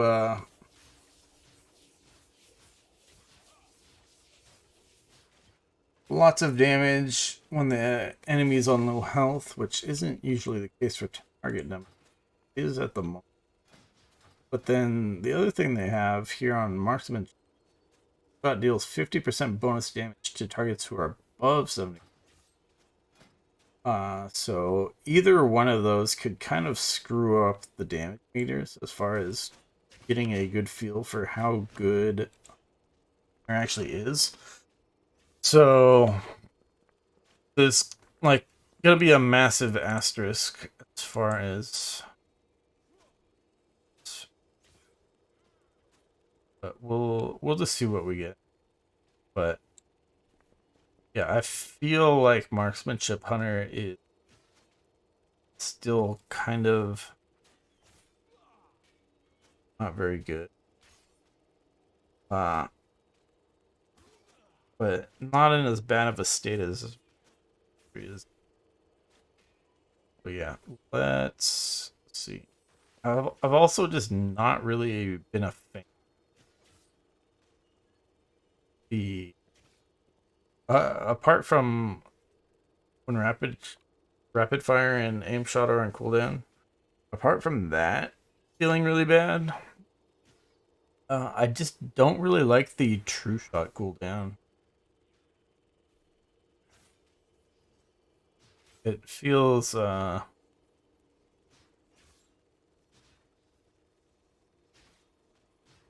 don't know, it feels kind of weird. Alright, training dummies health has gone up a bit. We might be able to keep it kind of in the center where we're not getting tons of kill shots and we're not getting bonus damage.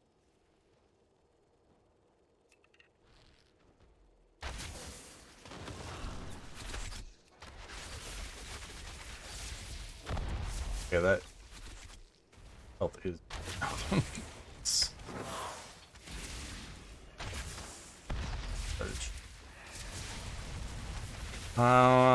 maybe we just don't press kill shot.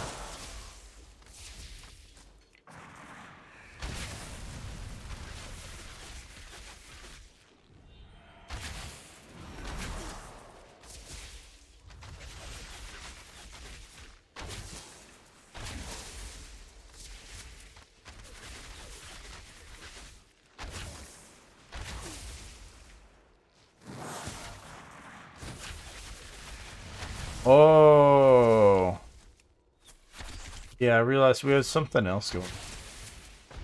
So I haven't been pressing kill shot.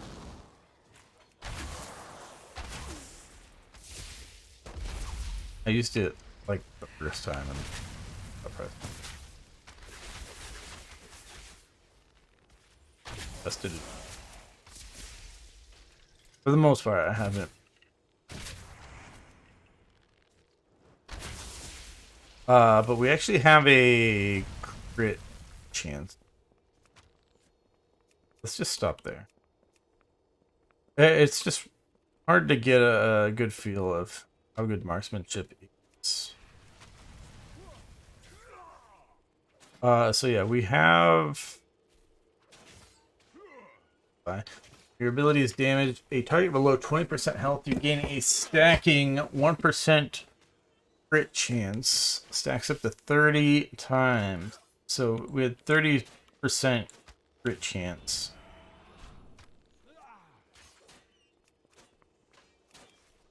And out of this combat.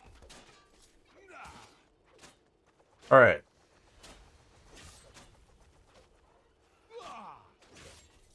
So yeah, it's hard to say. Yeah, I only kill shotted like once.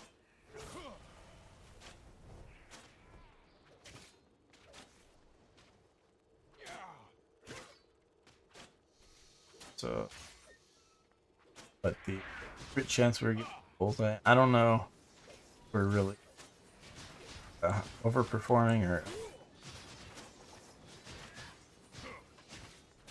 Alright, and then, yeah, we're gonna have that bonus crit chance here in it. Since the are. We'll see what we get. But yeah, here's where we go with trick shots and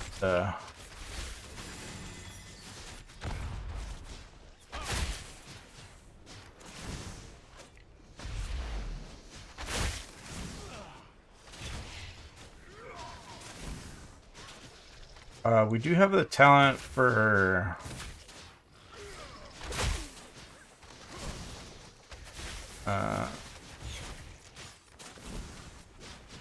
called like razor fragments.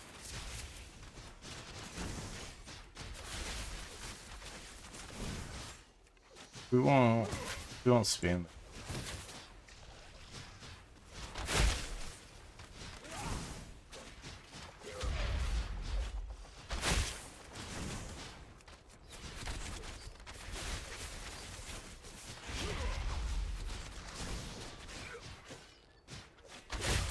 But yeah, you're on marksman. We're like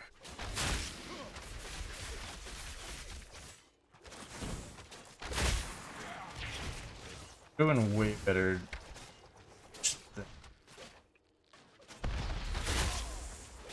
before on the mastery, but still getting that crit bonus for targets.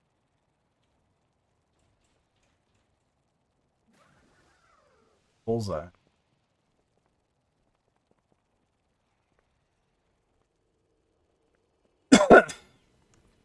And yeah, I did a few in practice. Yeah, the usually what happens in real scenarios is laser fragments. A lot of your kill shots are against health. Razor fragments, they do damage over time, but a lot of times enemies are dying before the AoE's value. Razor fragments is not that strong. It's not that good of a tech.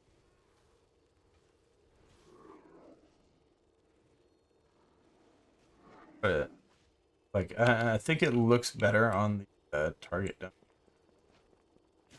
Even if I only kill shot with the buff that looks death blow. I actually got that 4 times. How times did I ask kill about 4 times?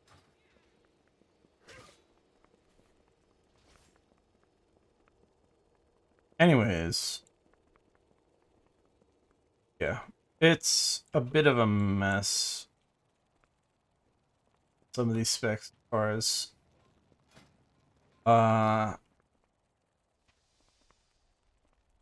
trying to get a accurate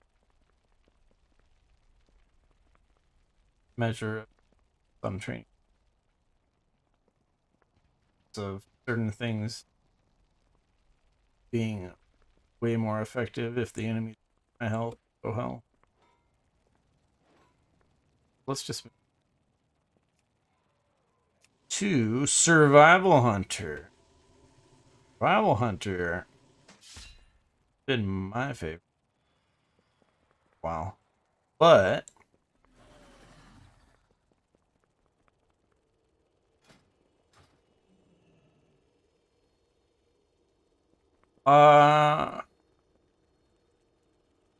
yeah, so they did change Survival Hunter kind of a lot.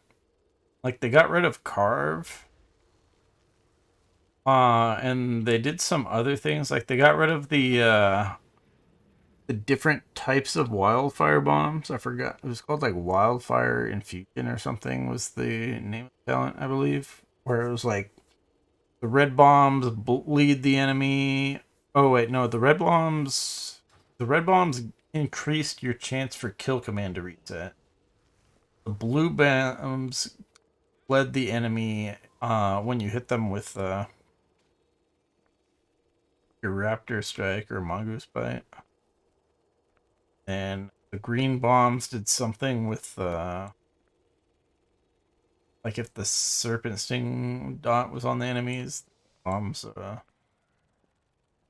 little poison explosion. So that thing got changed. And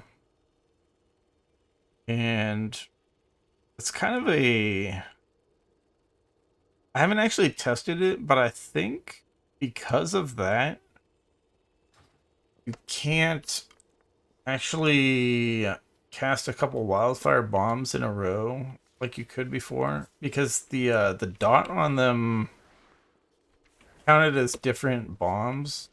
Like it was a different dot on the enemy. Whereas now, if you throw 2 bombs in the row, I think you lose some of the dot damage. So I think you have to essentially wait till the dot goes away before you throw your next bomb. So it's a little bit of a loss of quality of life from that perspective, I think. Survival Hunter. But overall, yeah, gameplay hasn't really changed. It's just like a little bit different now. You no longer get the serpent sting. They definitely changed. I should have mentioned this earlier, I guess, but they did change the hunter class tree quite a lot. So you no longer get like serpent sting down here, and there's no longer barrage. There's no longer what was that one called? Something like glaive or something, where it like bounced several times either between enemies or it'll bounce back like a boom seaman times. Whatever that one was called. Uh yeah. Lots of that stuff got removed. You'll get an explosive shot on the tree, but it's no longer at the bottom, it's here in the middle. Which is perfectly fine, because everybody should have been getting explosive shot anyways. Does a lot of damage. But yeah, it's so yeah, really Hunter's got more changes over here. But oh, also you lost the thing where it was like crits from abilities do additional damage over time. Like some dot. Some passive dot thing that happened. Oh. I forget to talk about lacerate. Well, too late. We're not going back to beast. I think I mentioned in the opening the lacerate. It's like several percent of your damage. Crap out of it. Maybe I mentioned that earlier. I was talking about what exactly got nerfed. Mastery Hunter. But let's stay on topic. Survival Hunter. So yeah, lots of stuff changed over here. But I don't know if it was really that much for the better. It's overall it doesn't really feel different. And then yeah, like I was saying, as for over here, lots of stuff changed as well. As far as the layout of the tree, a lot of the stuff still works the same though. Like I said, there's no longer carves. They finally deleted carve because it was a choice node butchery. Butchery was always way better. But they did add a couple things. One of them was this merciless blows talent, which is interesting. Casting butchery makes your next raptor strike or mongoose bite hit targets. This is an interesting one because raptor strike and mongoose bite applies serpent sting to you. this is a worthwhile talent for single target, but multiple targets as well. So you can apply this to multiple targets through this by casting Butchery and then Raptor Strike or Mug Fight. Or you can go with this talent where reapplying Serpent Sting to a target also spreads it up to 2 nearby enemies. So this is very quality of life as far as being able to stick to the same target and just keep Mongoose biting the same target, and it will spread out the Serpent Stings for you.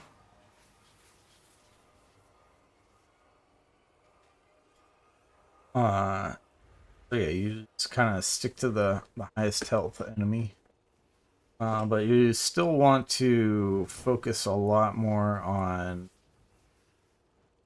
your AoE damage abilities. It's not like Serpent Sting is going to do all of your damage. Still gotta be hitting your wildfire bombs and your butcheries for...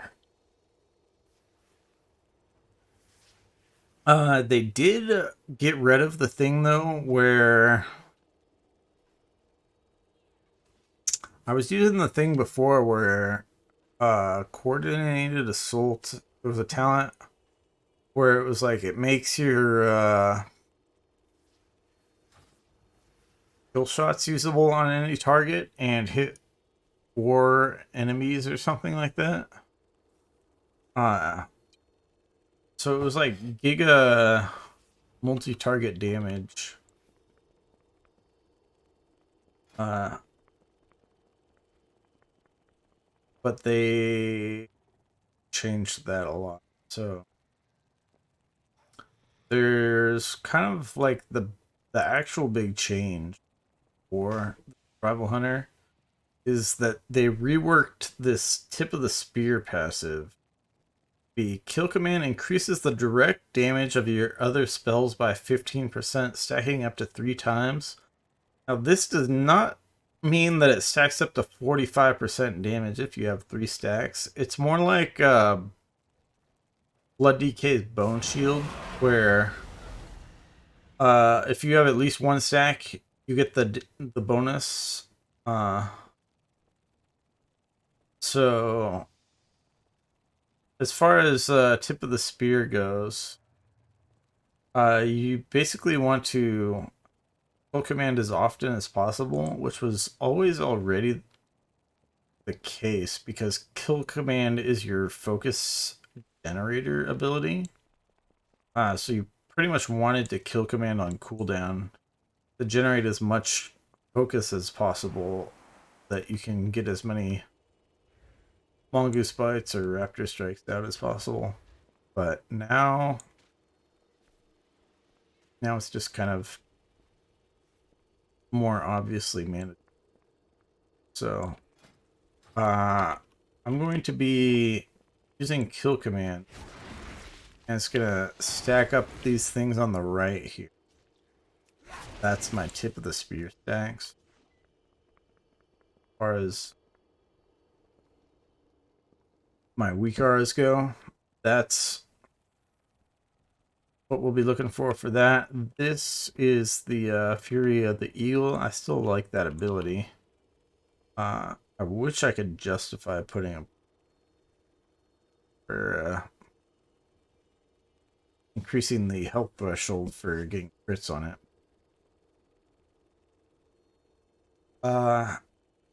Yeah, the other stuff in the tree is pretty good.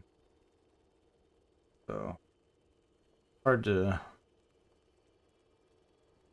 give stuff up. So yeah, still doing flanking strike as well.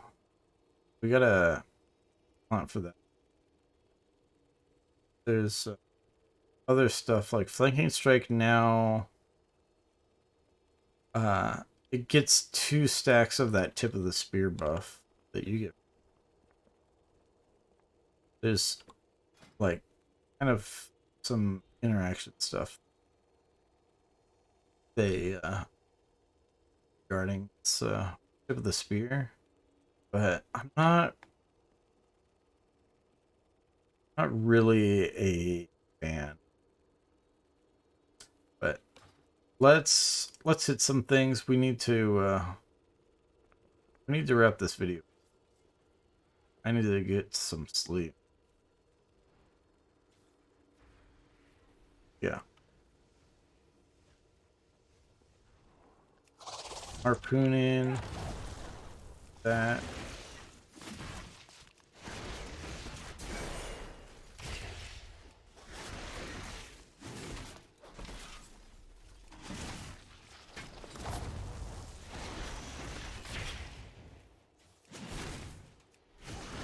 Yeah, I am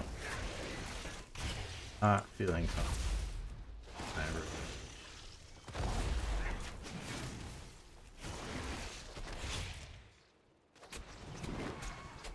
I don't know if you really even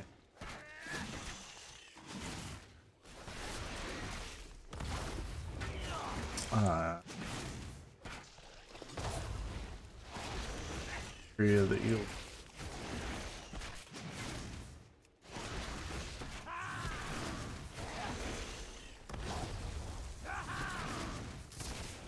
target.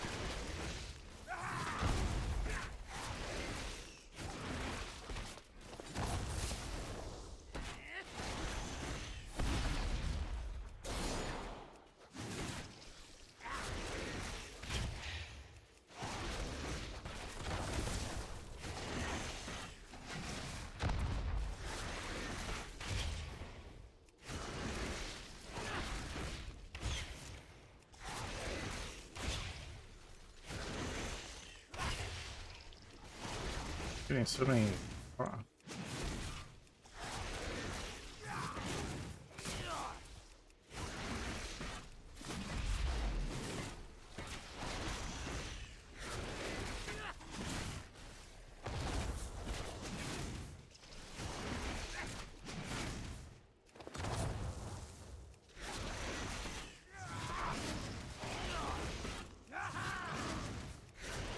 Yeah, I'm probably still not even playing this very well, but we are still hitting 100k DPS.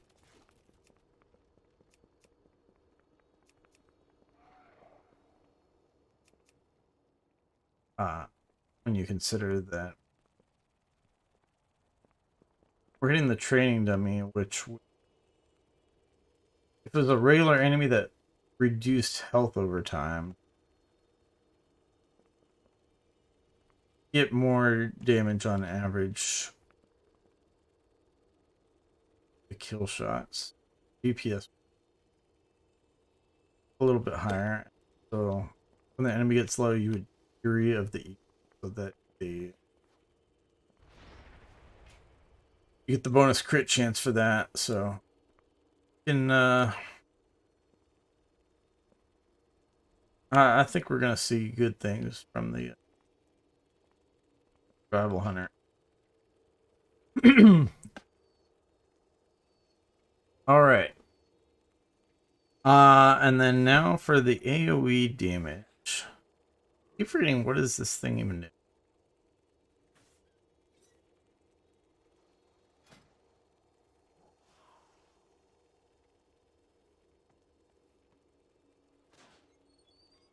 This thing grants.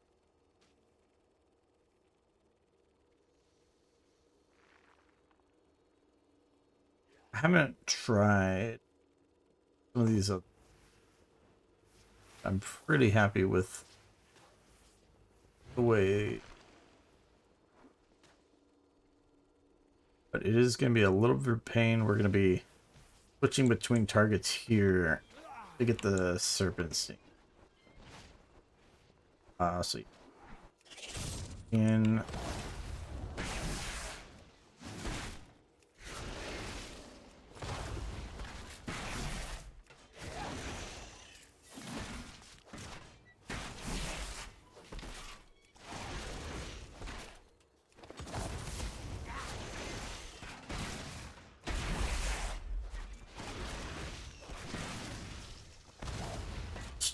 trying to keep the serpent sting up. Yeah, even without the enemy, that will help. Definitely. Oh my god, I am...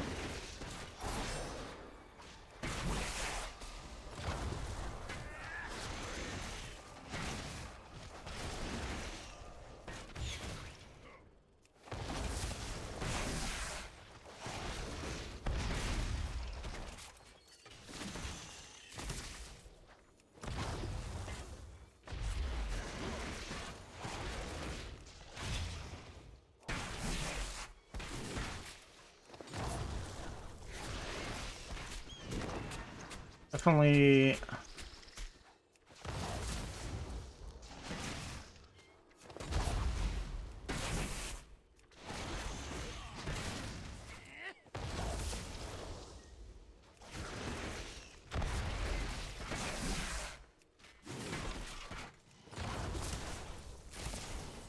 a little bit of trouble. Well, the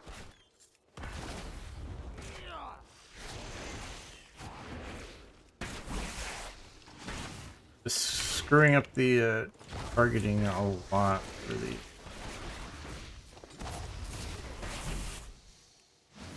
Switching, yeah.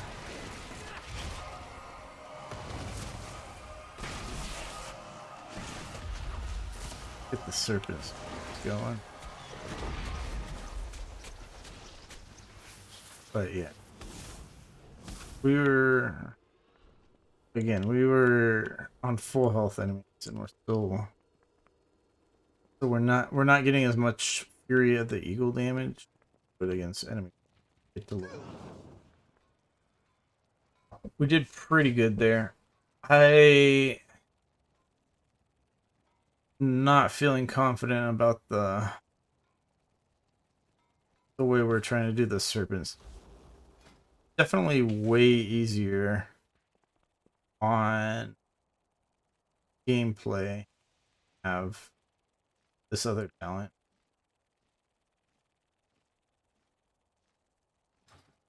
Threads, but like if I were to take this talent out of here and put it here, that causes you to it causes your mongoose bite not be.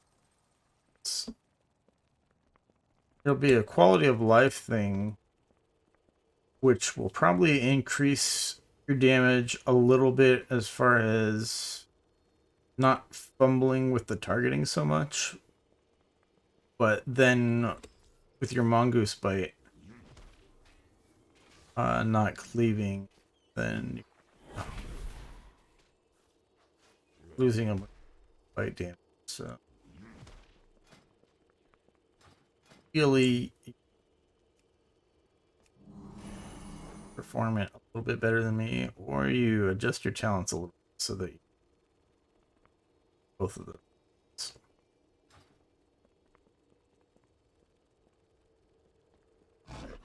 But yeah, so definitely Survival Hunter is looking pretty solid. It's just definitely changed a bit how you play it with the tip of the spear change. I feel like I can't really focus on that very much as far as AoE goes, though. The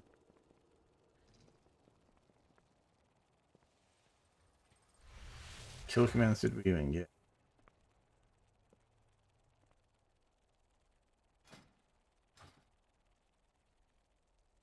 And do like oh, I think this is including the bleed. The bleed doesn't show up separate talent here. I'm not sure how many kill commands.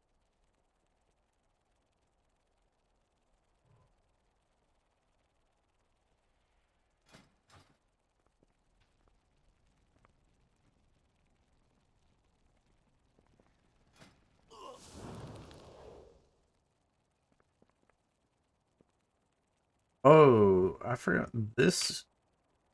This makes kill command target. That's right. Like a week ago that I was playing with talents. Forgot about that. I decided I didn't really like this talent that much, but it seemed like it would make sense to go with that for the synergy of the bleed over here.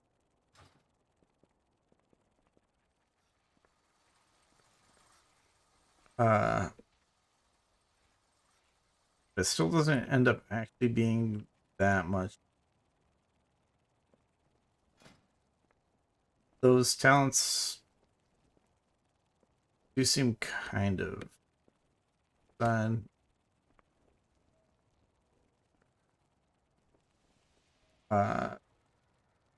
The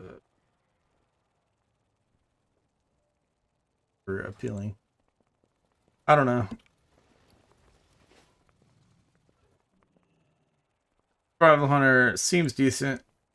The playstyle definitely changed. I was happy where it was before. I am less happy.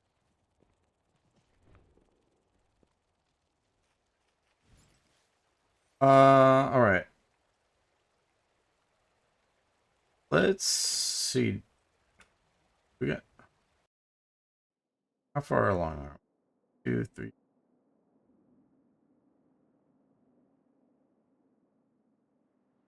7.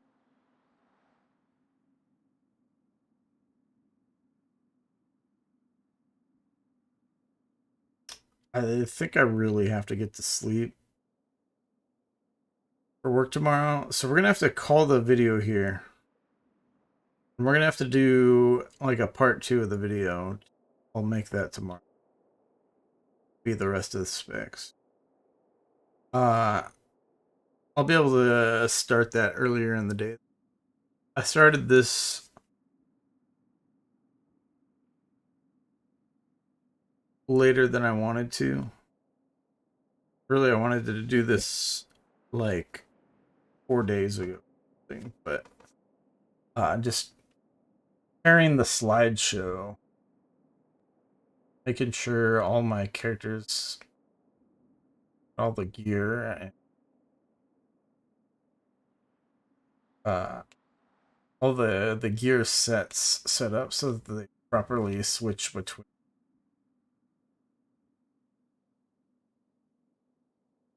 Because I have like higher level gear sets for